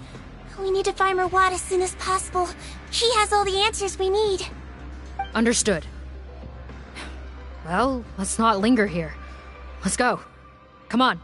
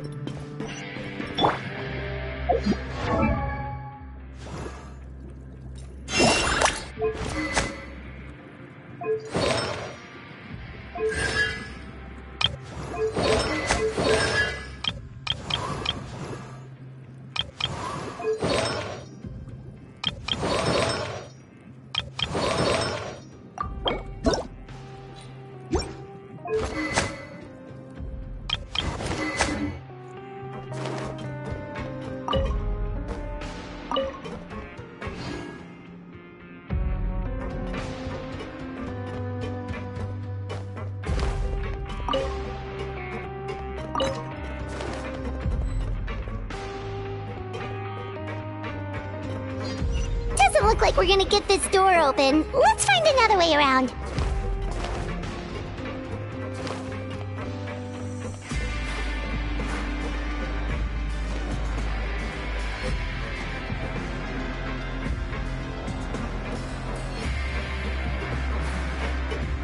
This one's closed too. What's with those carts and tracks? Oh, maybe it's one of those doors that opens when it senses cargo passing through. There's a loaded cart right over there. Let's bring it to the door and give it a try.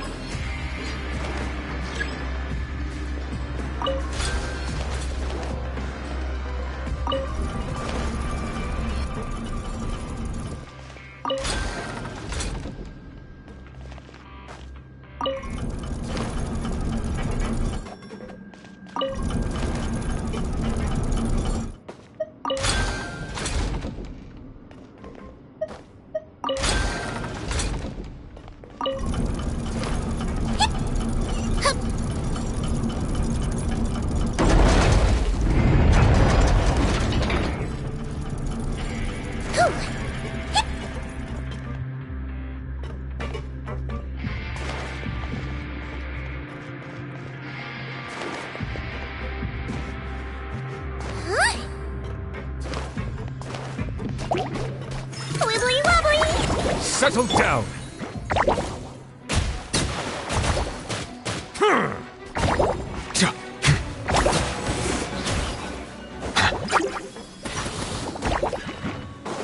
Silence!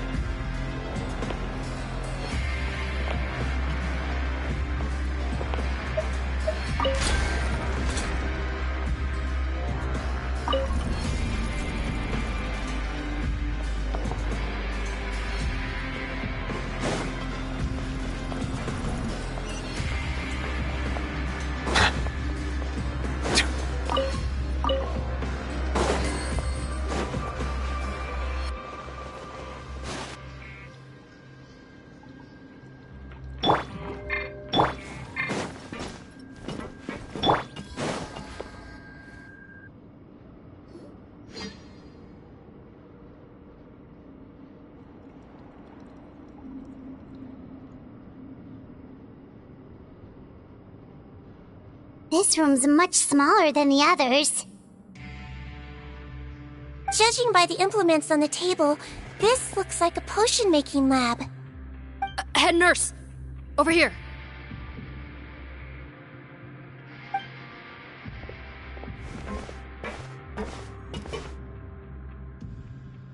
Let's see. Huh? Robot's clothes. Why would he change here? Perhaps they stripped him down, left the clothes behind, and disposed of him somewhere else? Yikes, Deedween, where did that come from? Oh, what a tragic way to go. Especially with such a bright future ahead of him.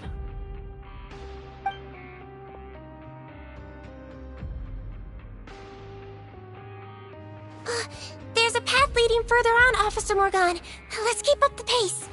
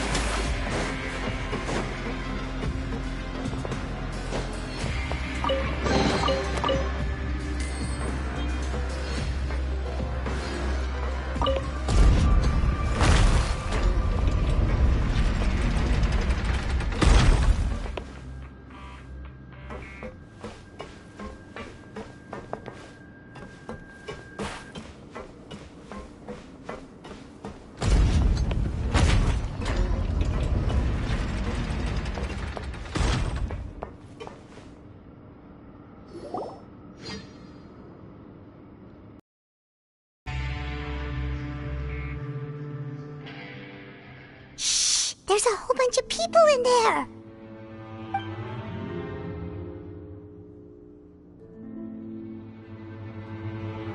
Are you serious? You're telling us that within a day, our faces are going to rot like yours? Fontanian physiology changed dramatically after that great flood, and it's not as compatible with this face-changing solution as before. The side effects are as you can see. Why didn't you say anything before we all used it? Look, my plan got you all out of prison, didn't it? You'd have much bigger problems to worry about right now if the Marshal Say Phantom found out about your other crimes. Consider an ugly mug getting off lightly. Ugh. You're just lucky we didn't leave you in there after you disappeared on us with no warning. We only let it slide because we're former partners. And now you have the gall to pull a stunt like this? Partners? Make no mistake, each of us is only looking out for himself. If you place too much trust in others, well, I'm afraid that's your problem. You hid things from me too. Remember how you each had a spare potion? You kept quiet about it until we planned the prison break? Oh, and you didn't have a secret spare? Then do you want to explain how you melted your face off before all this? Guys, that's enough. Calm down. It is what it is. Arguing won't change anything. What's the plan, Parton? I'm assuming you brought us here for a reason? There is no plan. We followed him here on the promise of more juice, but it turns out there ain't a drop here. Besides, what does it matter now anyway? He already said, even if we did get our hands on more of that stuff, switching faces again solves nothing. They're still gonna melt off eventually. I said enough arguing! Parton, tell us the plan. The most practical solution is to continue using the potion. Keep switching to a new face before the ulcers can start forming. Are you kidding me? This stuff was hard enough to get a hold of even when we had a supply. Now you're asking us to use it like skin lotion, after the flood all but wiped the supply out? Well, there is another option. But you'll have to make a deal with me first. Okay, now we're talking. What's the deal? I have a document I took from that researcher that details how to make a replacement. Just give me one bottle of the undiluted fluid, and I'll get to work.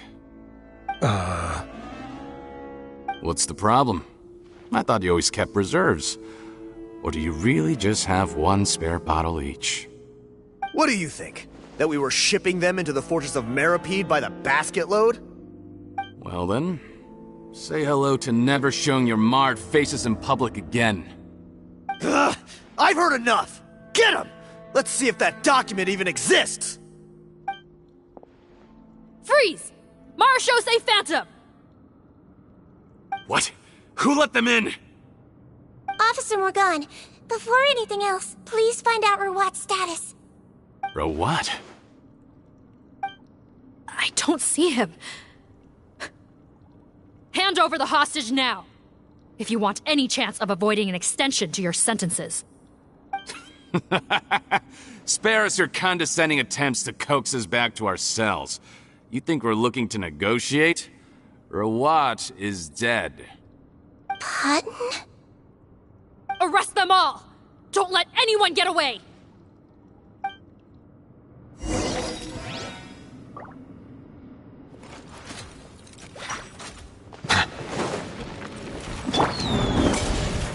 A proper send-off from Despina with love.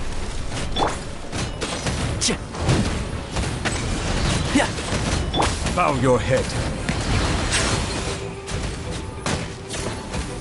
Be sanctified.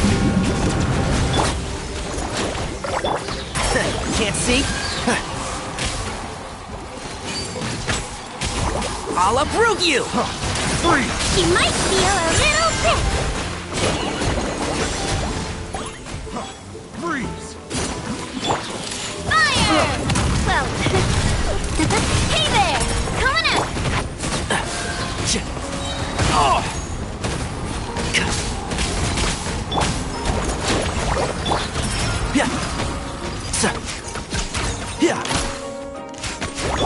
Coming at ya!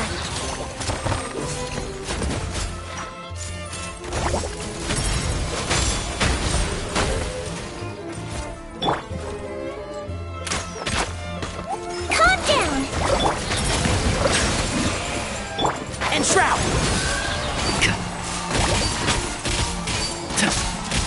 Watch out! Coming out!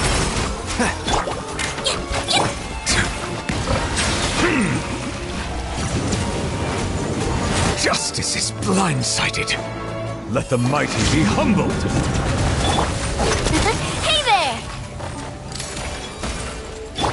Let's see! Hey there! Can't see? Settle down.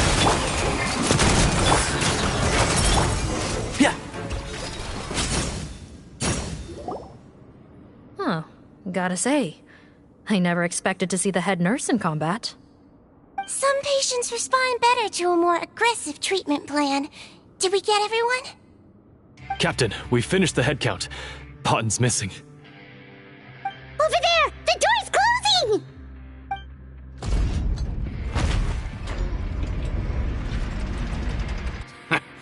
One group trying to arrest me, another trying to hunt me down.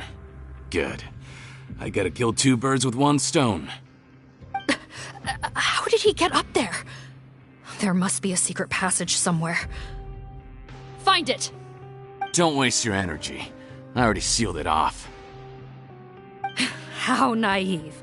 We have more people outside. If we're not back out by the agreed time, they'll come to our rescue. Well then, you'd better hope they get here in time.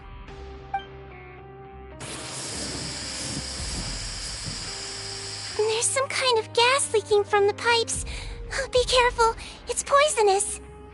This is our distribution center, where we store the product derived from our source solution.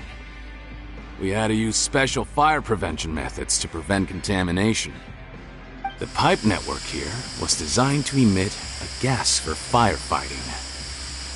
One little modification later, and it makes an efficient death trap. Why would you do this?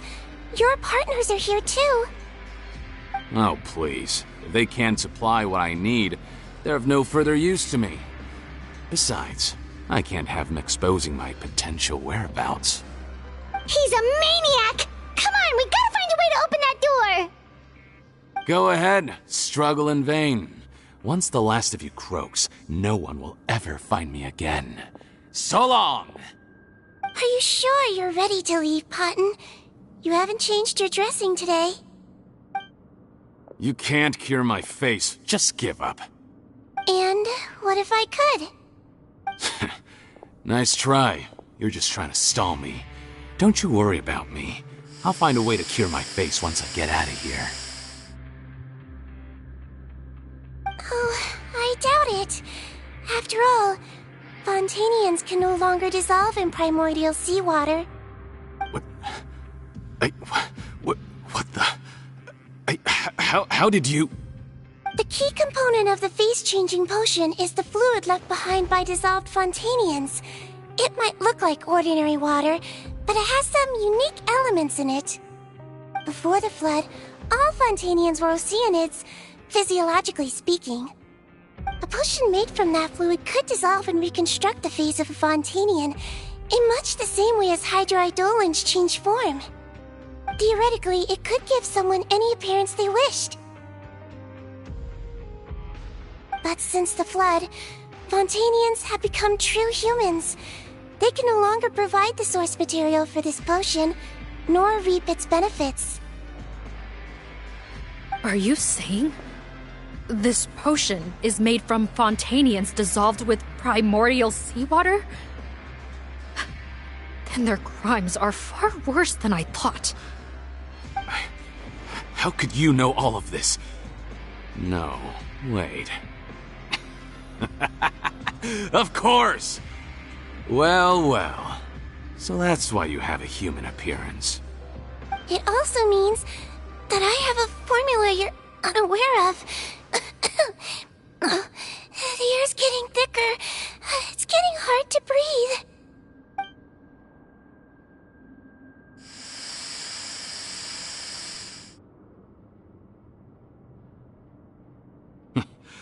I might get to make a deal today after all. Alright, keep talking. How do you intend to give me the formula? Oh, it's not a formula, but a finished product. I have a bottle of it right here. What? When I tried Rawat's skincare product, I noticed it had a certain special component in it. So I had my friends gather some other ingredients for me, and sure enough, a little experimenting later, I produced the potion. I'm guessing his skincare lotion contains the fruits of your joint research? Huh. Impressive guesswork. Yeah, we were his supplier for some of the raw ingredients. But it only contains a tiny amount of the active ingredient. The effect is minuscule compared to the undiluted fluid. Well, I found a way to reverse the dilution process, giving the skincare lotion a similar effect to the fluid it is derived from. That's impossible. If I tell you some of the ingredients, I think you can figure it out. First, you need to combine tainted hydrophantasm tissue with transoceanic pearls at a ratio of around 3 to 7. Tainted hydrophantasms and transoceanic pearls. I see. Can't believe I never thought of that. So, can we make a deal? Sounds good to me. There's a delivery pipeline beneath this window. Drop the potion in, and I'll release you all. Nope, not trusting you that easily. You're like those naughty kids who try to hide their illness. Open the sluice gate first, then I'll hand you the potion. Even if you're not bluffing, your potion won't cure my face permanently. You really think you have any leverage here? I'm not closing the valve this time. Clock's ticking. Fine, then I'll just stand here with the potion in my hand. And when I faint from the poison, I'll drop it and it'll be destroyed. No.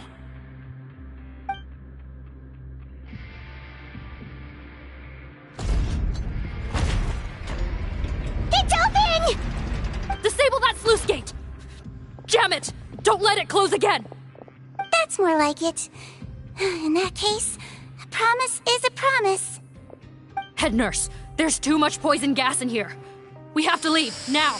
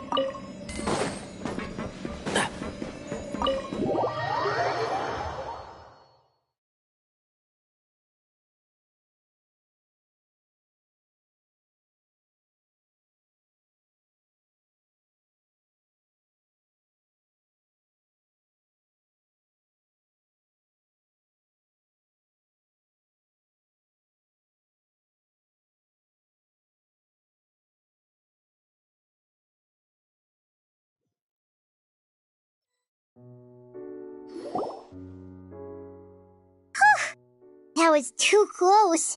That Paten is a real nasty piece of work. Oh, don't be too quick to sit down. Moving around a little will help relieve the soreness. Same goes for you, Traveler. Oh, but Paimon, you should be fine, right? Flying fast is pretty tiring too, actually. Anyway, that's not important right now. Paimon's still shocked to learn that there's a whole criminal operation going on behind that skincare lotion. Shame I ended up giving the improved version to Paten after finally making it for you. I'll make you some more, I promise. No, please don't. Paimon doesn't want to use that stuff anymore. Still, it was a pretty good job that Paimon wanted to buy some in the first place, huh? It ended up saving everyone's lives. That's gotta count for something. Yeah, Paimon was just kidding. Head nurse. I've done a final head count of our team and the criminals. Everyone's here and doing fine. We're ready to escort the fugitives back to the fortress of Meropide. It's a shame that we didn't find Rawat. At this point, I'm afraid he's probably deceased. What a horrible bunch.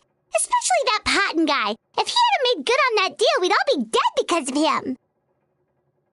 No, we wouldn't. I always keep a whole bunch of antidotes on me for emergencies, and one of them neutralizes that poison gas.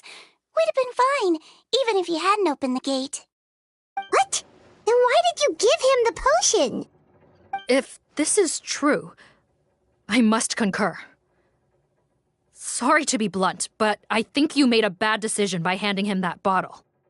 If he changes his appearance and flees Fontaine, it's unlikely that we'll ever find him, no matter how cooperative his accomplices are when we question them. No, you don't understand. So we could be sure where he'll go next.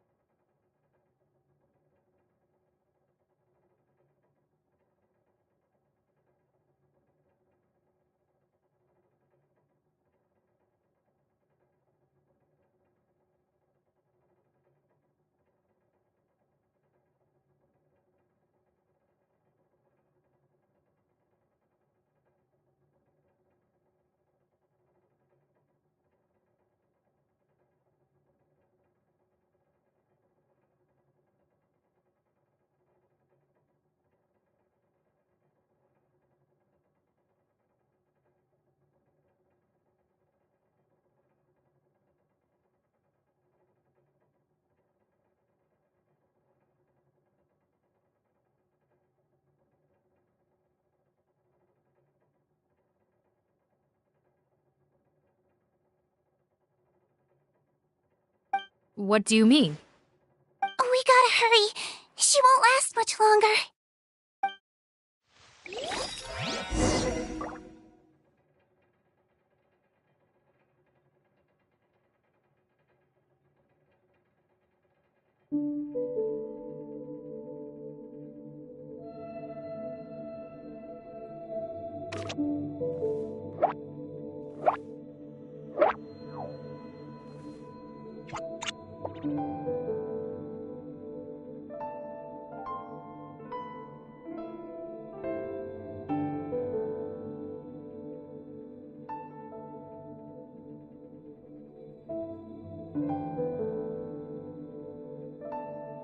The value of knowledge cannot simply be quantified in monetary terms.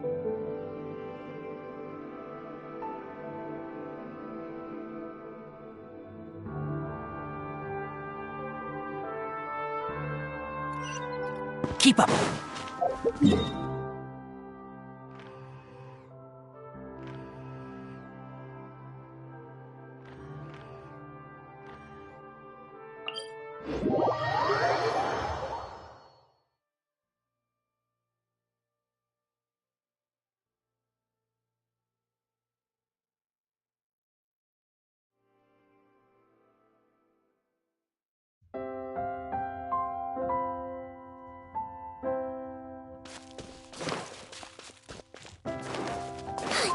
Good fall.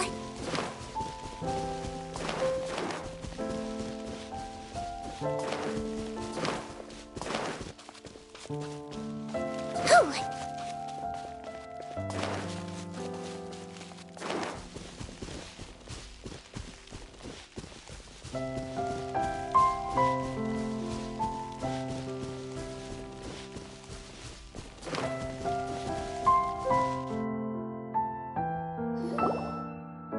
Don't move a muscle. I might be short, but I pack a mean punch. Captain, you're just in time. While I was lying in wait, I spotted this crook snooping around, trying to find a way in. So I detained him. Oh, his face. Are you... Potton? So this is where you were heading, huh? What? This is how Potton looked before his face was marred.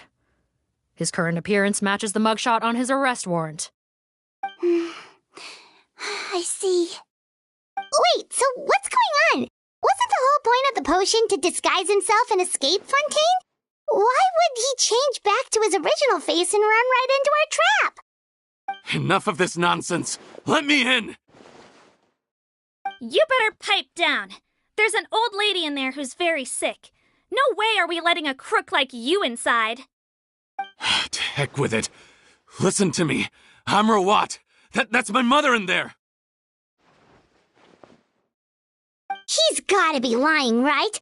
Rawat was a victim in all this. He was forced into it against his will. How can he and this monster be the same person? Forced against his will? That's the funniest thing I've heard all day. Back when I was being coerced, everyone thought I was colluding of my own free will. And then when I actually became a criminal in my own right, you all suddenly thought I must be under duress. Amazing what a difference a handsome face makes. Save us the speech. Explain yourself. You want an explanation? Fine. I'll tell it how it is. When I was just Potton, the whole world treated me with contempt. Ew. What do you want? Get away from me. Women despise me. Collaborate?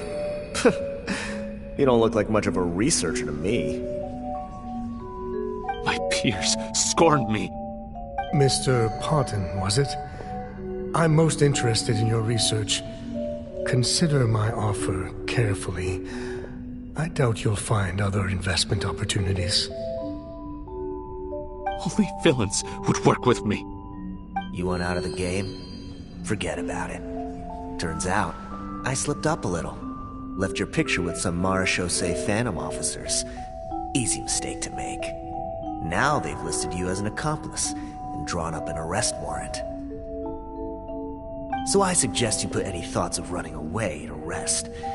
If you get caught by the guards for being in the synth business, you ain't ever seeing the light of day again.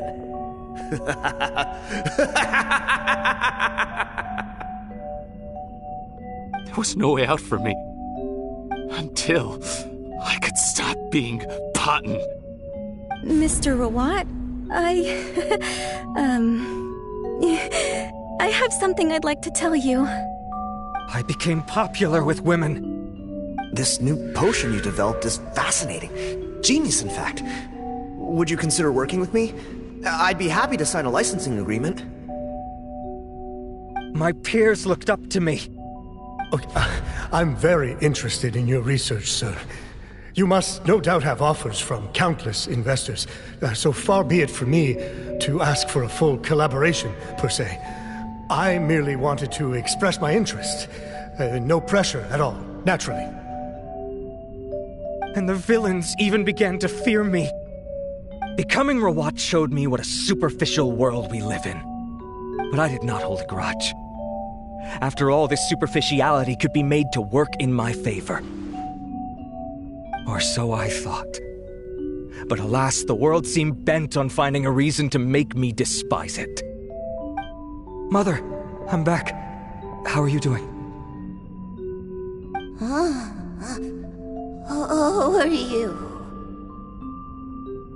I bought the best medicine Mora could buy, but nothing would cure her illness. In the end, I hoped she'd at least be able to see her son one last time before she passed, but when everyone else rejected me, the only person who cared about me was my mother. Then, when I became a rising star in the Fontaine Research Institute, I was unrecognizable to her. I have to let her see me again. Even if it means donning my own wretched, ugly face. Well, is that enough explaining for you? Now do you understand? Let me inside already! Have you ever considered if you'll even be able to look your mother in the eyes after what you've done? You found a way to completely change your identity. You could easily have escaped from them. But no, you chose to keep working with them. Why would I want to give up on such a lucrative business? The profits were dozens of times that of the synth business, and it was all above board.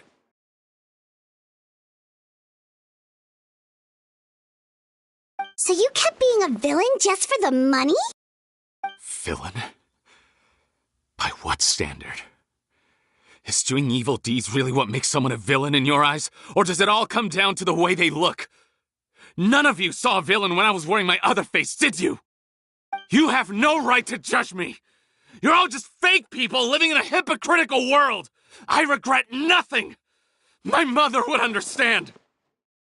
You're a villain to the core! But especially that tongue! Honestly, I don't see a villain when I look at your current face either. Don't humor me. You don't seem surprised by my confession in the least. How long have you known the truth? I didn't know anything for sure until you chose to take that potion bottle and spare our lives. But if you're asking when I started suspecting you, it was the first time you came to see me at the infirmary. I had to confirm my suspicions.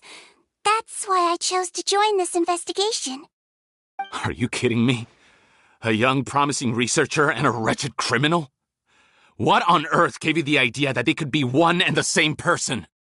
Well, there were no visual clues. This potion's face-changing effects are very powerful.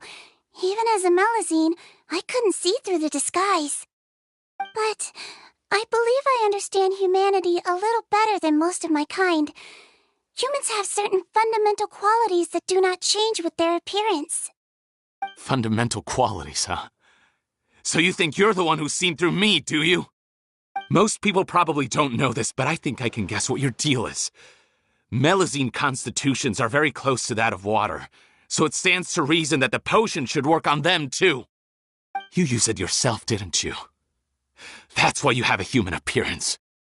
Cedrine? Yes, you're right.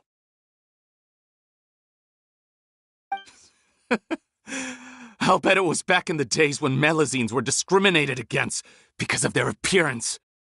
It was either carry on living in the gutters as part of an alien race cast out by humanity, or become the head nurse of the Fortress of Meripede, revered by all. Not a hard choice to make. It's a no-brainer. So you see, you and I were the same.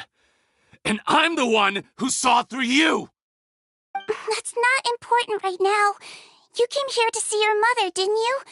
Well, I can grant you your wish. Huh? Head nurse, I'm not sure that's a good idea in his current state. Don't worry. Back in the warehouse when I traded the potion for our lives, I was doing it to test him.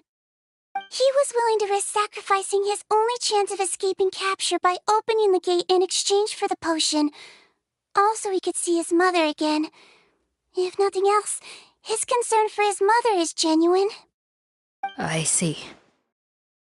So before you arrest him, please allow him to see his mother one last time.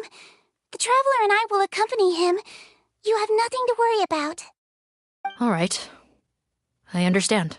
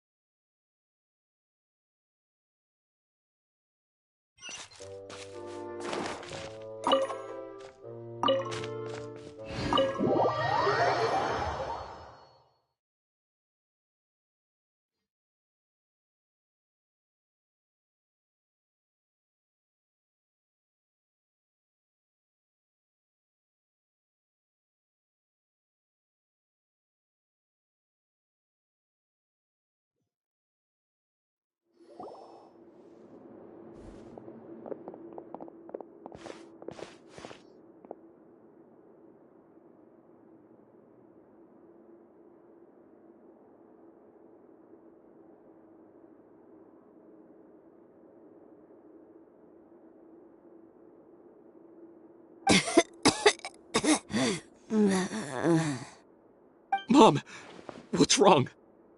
I'm sorry, but I have some bad news. I examined your mother last time we were here, and it appears that due to her prolonged fever, she's lost her eyesight.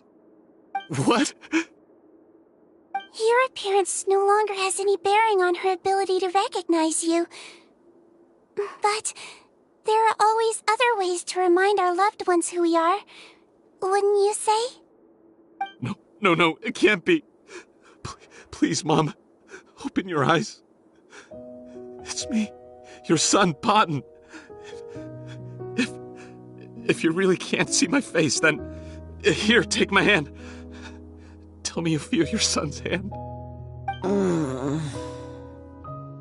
I've done so much to get to this point. Please, you have to recognize me.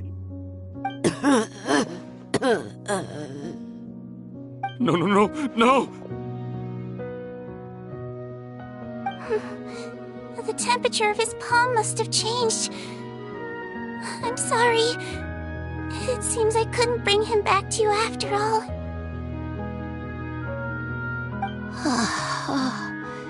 It's you. Thank you.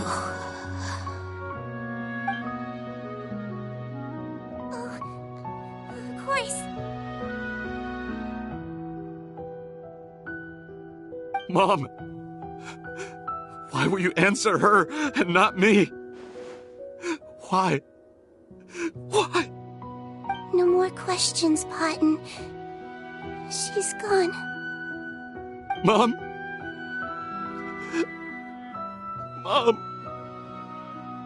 I'm sorry to say this, Potton, but you and I are not the same.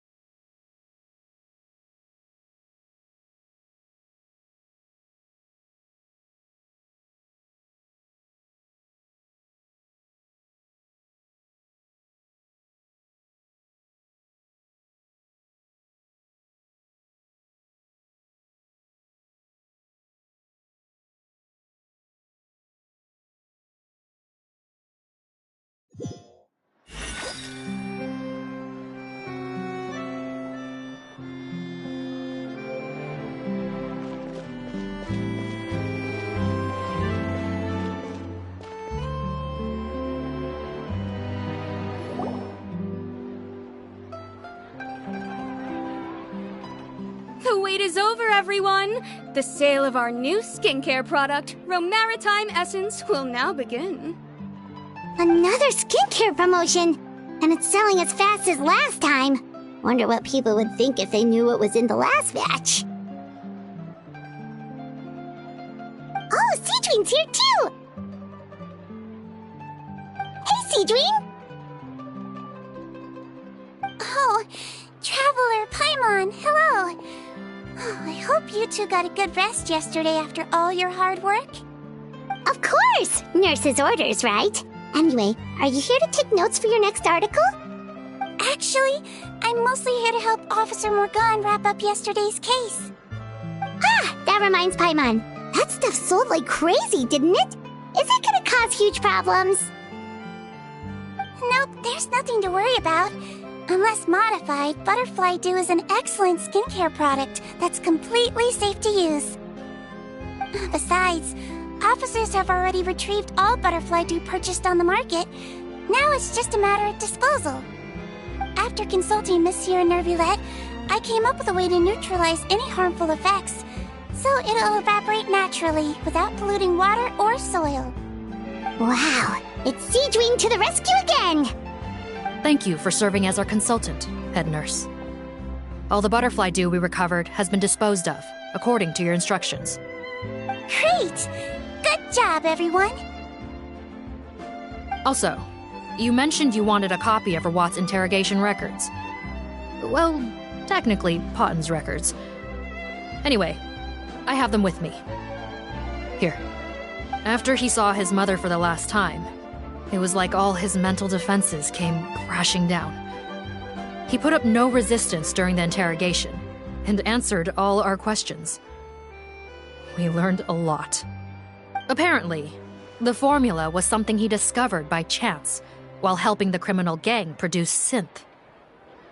Later, he came up with the idea to dilute it and use the resulting substance as a skincare product. Their supplier was Vache, but you could also argue that they were the ones doing him a favor. His operation helped Vache's gang dispose of an enormous amount of evidence. It made for a seamless collaboration. One man's trash was another man's treasure, and there were no loose ends. It's no wonder we never noticed what Potten's gang was up to. Vache again, huh? Is there still no end to the harm he caused? Make no mistake. The crimes of Vache and his accomplices will come to an end. It's only a matter of time. Since the flood cut off their supply of primordial seawater, they've been forced to resort to riskier methods, like using their private reserve to attack people on the street. Naturally, those attempts all ended in failure. After receiving numerous reports, we were able to zero in on the gang and eventually round them up. That sounds more like it!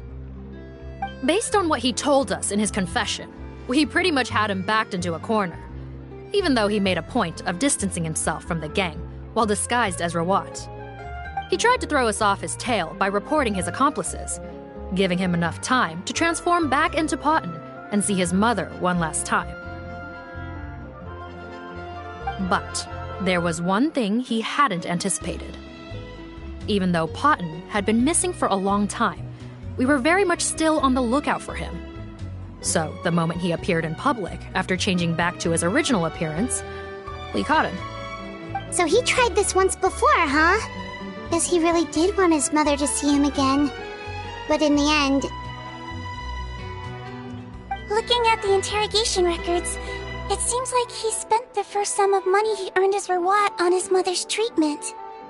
Yes, which is why I suspect that his initial motive for using the potion was not personal greed, but a desire to become somebody who had the power to save her. Even so, he went too far.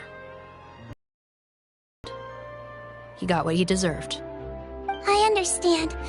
Thank you for bringing me these records. Why did you want them anyway? Potten was one of my patients, so I need to put together a medical file for him. My teacher always stressed that a person's life experiences are just as important to their file as their medical history. Why are you still treating him like your patient? Isn't he kind of beyond redemption now? That may be true, but a patient is a patient, regardless of the choices that bring them to my care. One last thing, head nurse. Please keep everything you know about this potion a secret. It would be for the best if most of Fontaine knows nothing of its existence. I know my fellow officers and I will be able to sleep easier if that's the case. Of course. Not to worry. Thank you for understanding. I'll take my leave then.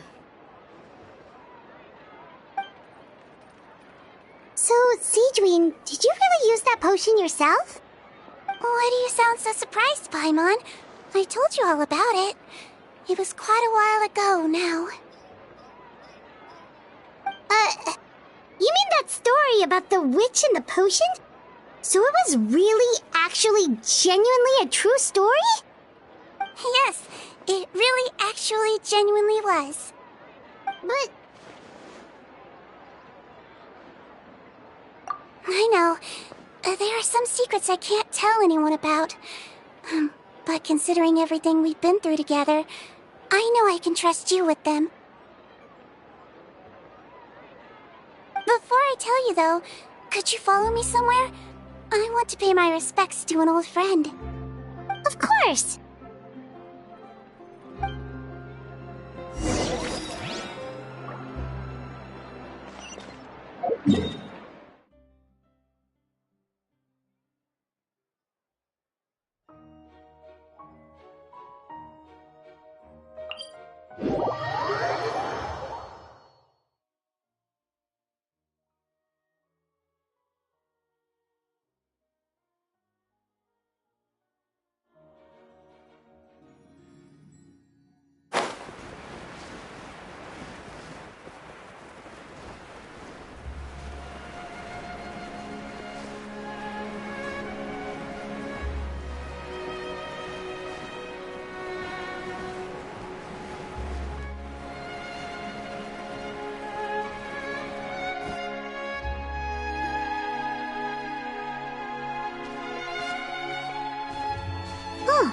Nervalette and Risley, they're here too!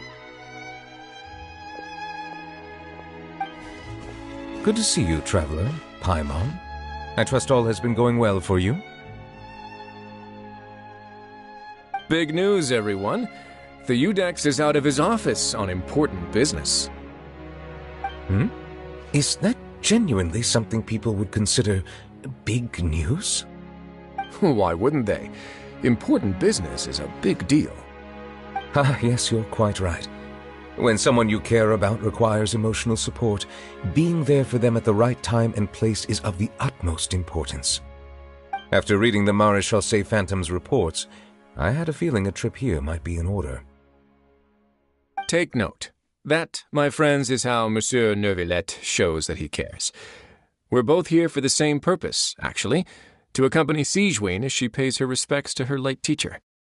So the old friend she mentioned was her teacher then? The witch? Oh, sorry. Paimon didn't mean to be rude. It's only 'cause Sigewinne calls her that all the time, so... I doubt she considers that title to be offensive, Paimon. Don't worry.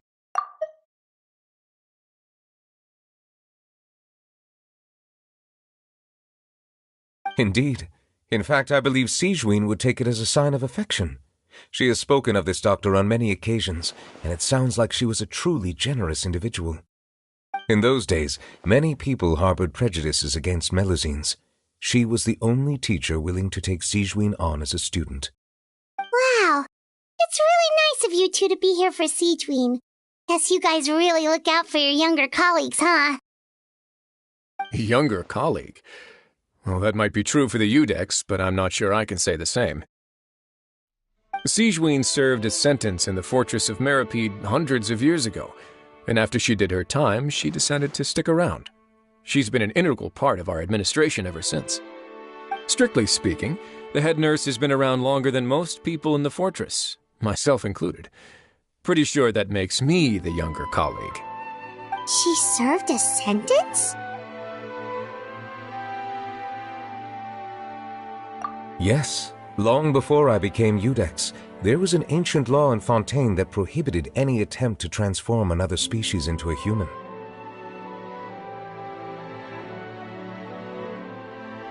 Initially, I and most researchers believed this law to have been imposed due to ethical concerns. But now, it seems more likely that the law was nothing more than an insurance policy, a way for Egeria to ensure that her people would remain insulated from the truth, thus enabling them to lead more straightforward, happier lives. Ignorance is bliss, as they say. Sigewinne had her reasons for choosing to obtain a human form, but the act was nonetheless in clear violation of the law. Could you tell us a little bit more about what happened back then? Certainly. Sigewinne does not object to her close friends learning about her history. In fact, I first learned of it myself because she confessed the truth to me of her own volition.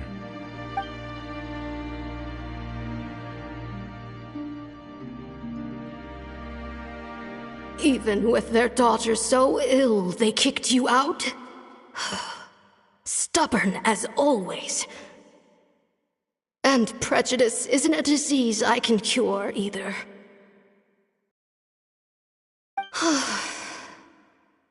Shame that I don't have the energy to get over there. You're laughable, you old witch. You want to save everyone in Fontaine, but you can't even save the patient before you. Master, what are you... I discovered a strange disease, one I suspect that every Fontainian suffers from. But without witnesses or proof, no one will believe me. I had no choice but myself to find a cure, but I hit a wall. And as you can see, it took a wretched toll on me. Then I'll find a cure for you, and then you can go cure her. There's no need. I am beyond saving now. There's nothing you can do. But, Master... As I said before, a doctor's duty is to treat whatever ailments they can. I know, but they don't trust me at all.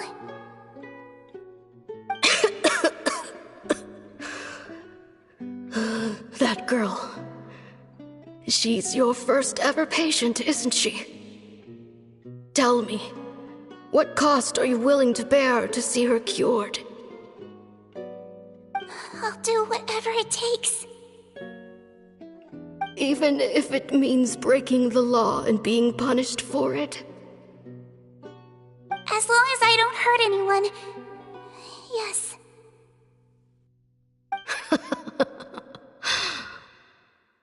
Spoken like a true student of mine. Then I shall make one more final gamble.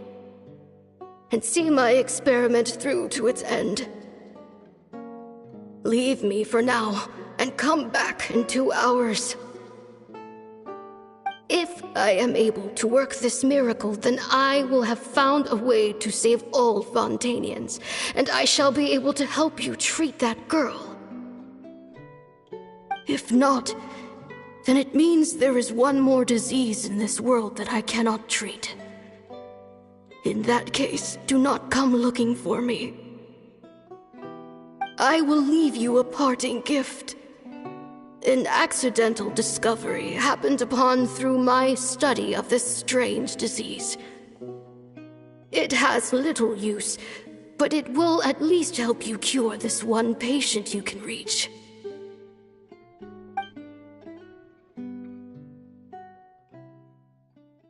When Sigewinne returned, the miracle had not occurred.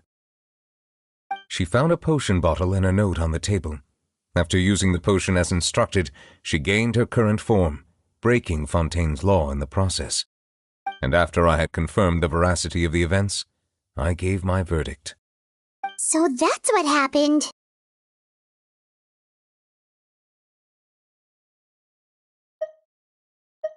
I fear Sigewinne only understood the full story after the truth about the dissolution of Fontainians was uncovered. When I reflected on all this with that knowledge in hand, I felt a deep sense of regret. As I use the law to uphold justice, there are times when I cannot help but acknowledge its ruthlessness. After the final details of the events surrounding Sigewinne's transformation came to light, I checked several sources and, thankfully, the legal code does not require Sigewinne to shoulder any additional punishment. Wonder how she feels about all this. Since she invited you here, I imagine she intends to speak of these matters with you, no?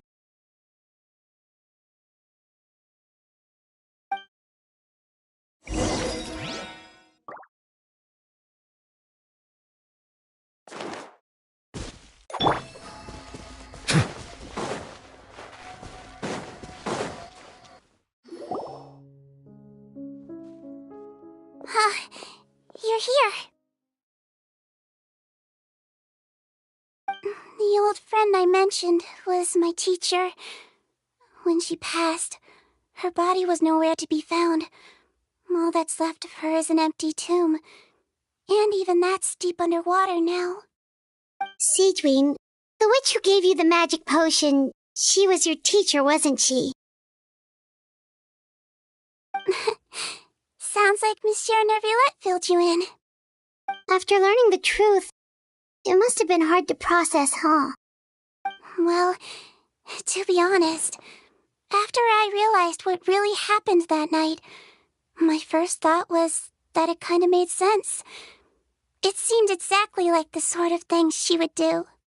But she was planning to sacrifice herself and never told you. That's just who she was. If lying is what it took to get a kid to take their medicine, then that's what she'd do. All right, but why did you turn yourself in? I broke the law, simple as that. My teacher made her choice, and I made mine. True. It's just the way Potton framed it when he was asking you all those questions, it made Paimon really mad. You're not like him at all, and everything Neuvillette said confirms that. And yet, you were still convicted and thrown in prison. It just feels so unfair. Unfair? I happen to think just the opposite. If I hadn't served that time, I'm not sure I would have been able to stay strong when he was questioning me. What makes you say that? I knew you'd be curious. Let me tell you a story.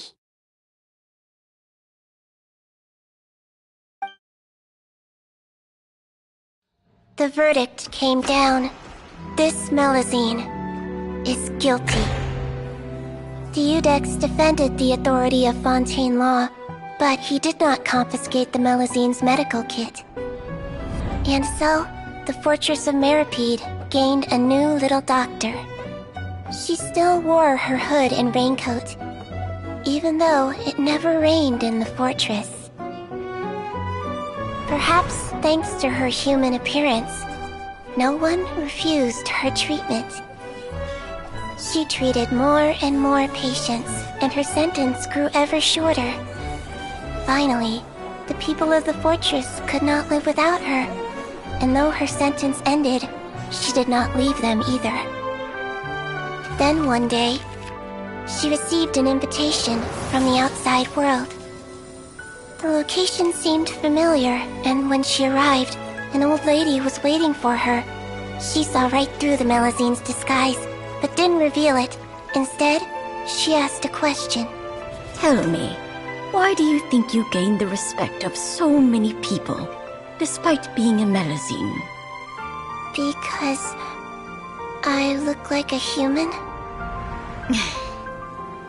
It's been 50 years, Sigewinne, and you haven't aged a day. I think everyone knows you are not human. I finally found you, after all these years. I still remember, you know. It was you who saved me that night. But how? I was no longer a Melusine by then. Does it really matter if you're human or Melusine? I remember the warmth of your palm. It's quite unmistakable. And you know what? It hasn't changed one bit. You don't have to hide anymore, Sigewinne. These days, everyone wants to make friends with Melusines. And I think that it's all because of you. I'm sorry I couldn't say this until now, but thank you, Dr. Melusine. Now that's an ending Paimon can get behind. After hearing everything Potton said, I wanted to tell him that it didn't matter who he looked like on the outside. But it was too late. The warmth in his palm had already disappeared. I tried to treat him, but the roots of his problem had nothing to do with his face.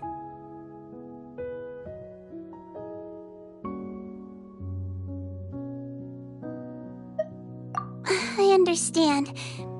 Thanks, you two. I appreciate you being here for me while I talk this through. Oh, it's nothing. Our pleasure. Oh, there's one more reason I invited you here. It's about time I finally give you what I promised. In order to restore the appearances of the face-swapping victims, the Marechaussee Phantom gave me special permission to make a few bottles of that potion. And I made one extra just for you two. We don't need it though. Shouldn't we destroy it? Well, even if you chose to destroy it, I still thought I should give it to you first. You two did so much for me. How could I break my promise? Well, fair enough, but anyway, Paimon's definitely not interested in this stuff anymore. Still, if this is the very last bottle in all of Teyvat, getting rid of it would feel like kind of a waste. Maybe we can give it a special meaning somehow. Oh, Paimon's got it! Melusine physiology wasn't affected by the Great Flood, right? So that means the potion should have a permanent effect on you. In that case, what do you say, Cedrine? Ever thought about transforming back to the way you used to look? After all, from a Melusine point of view, Paimon bets Melusines look the cutest of all.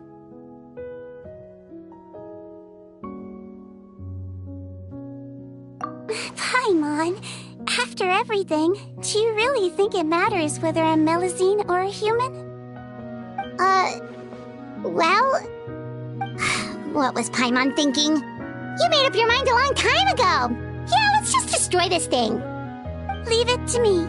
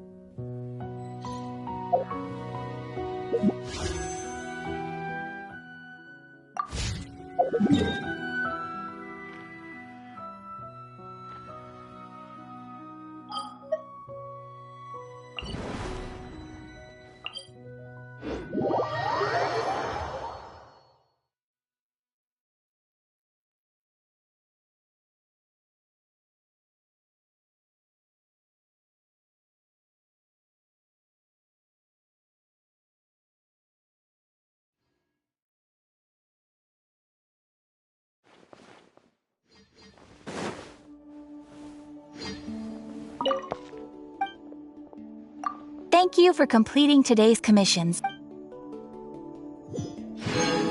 Add Ast...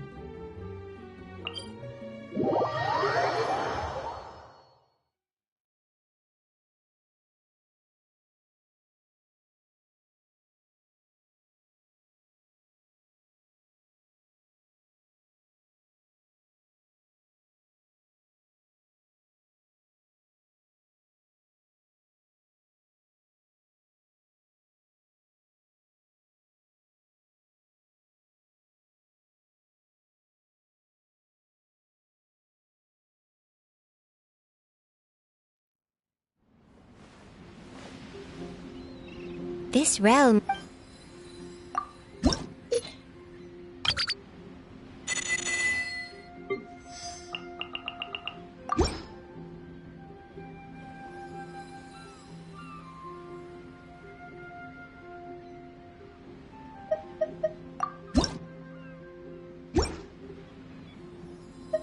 If you ever...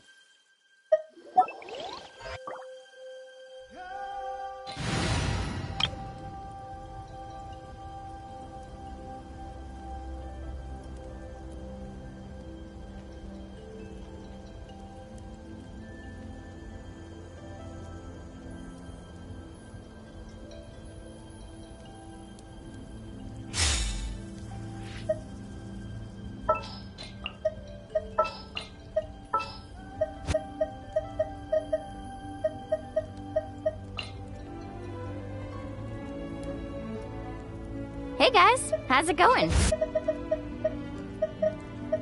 Another chance to learn from you!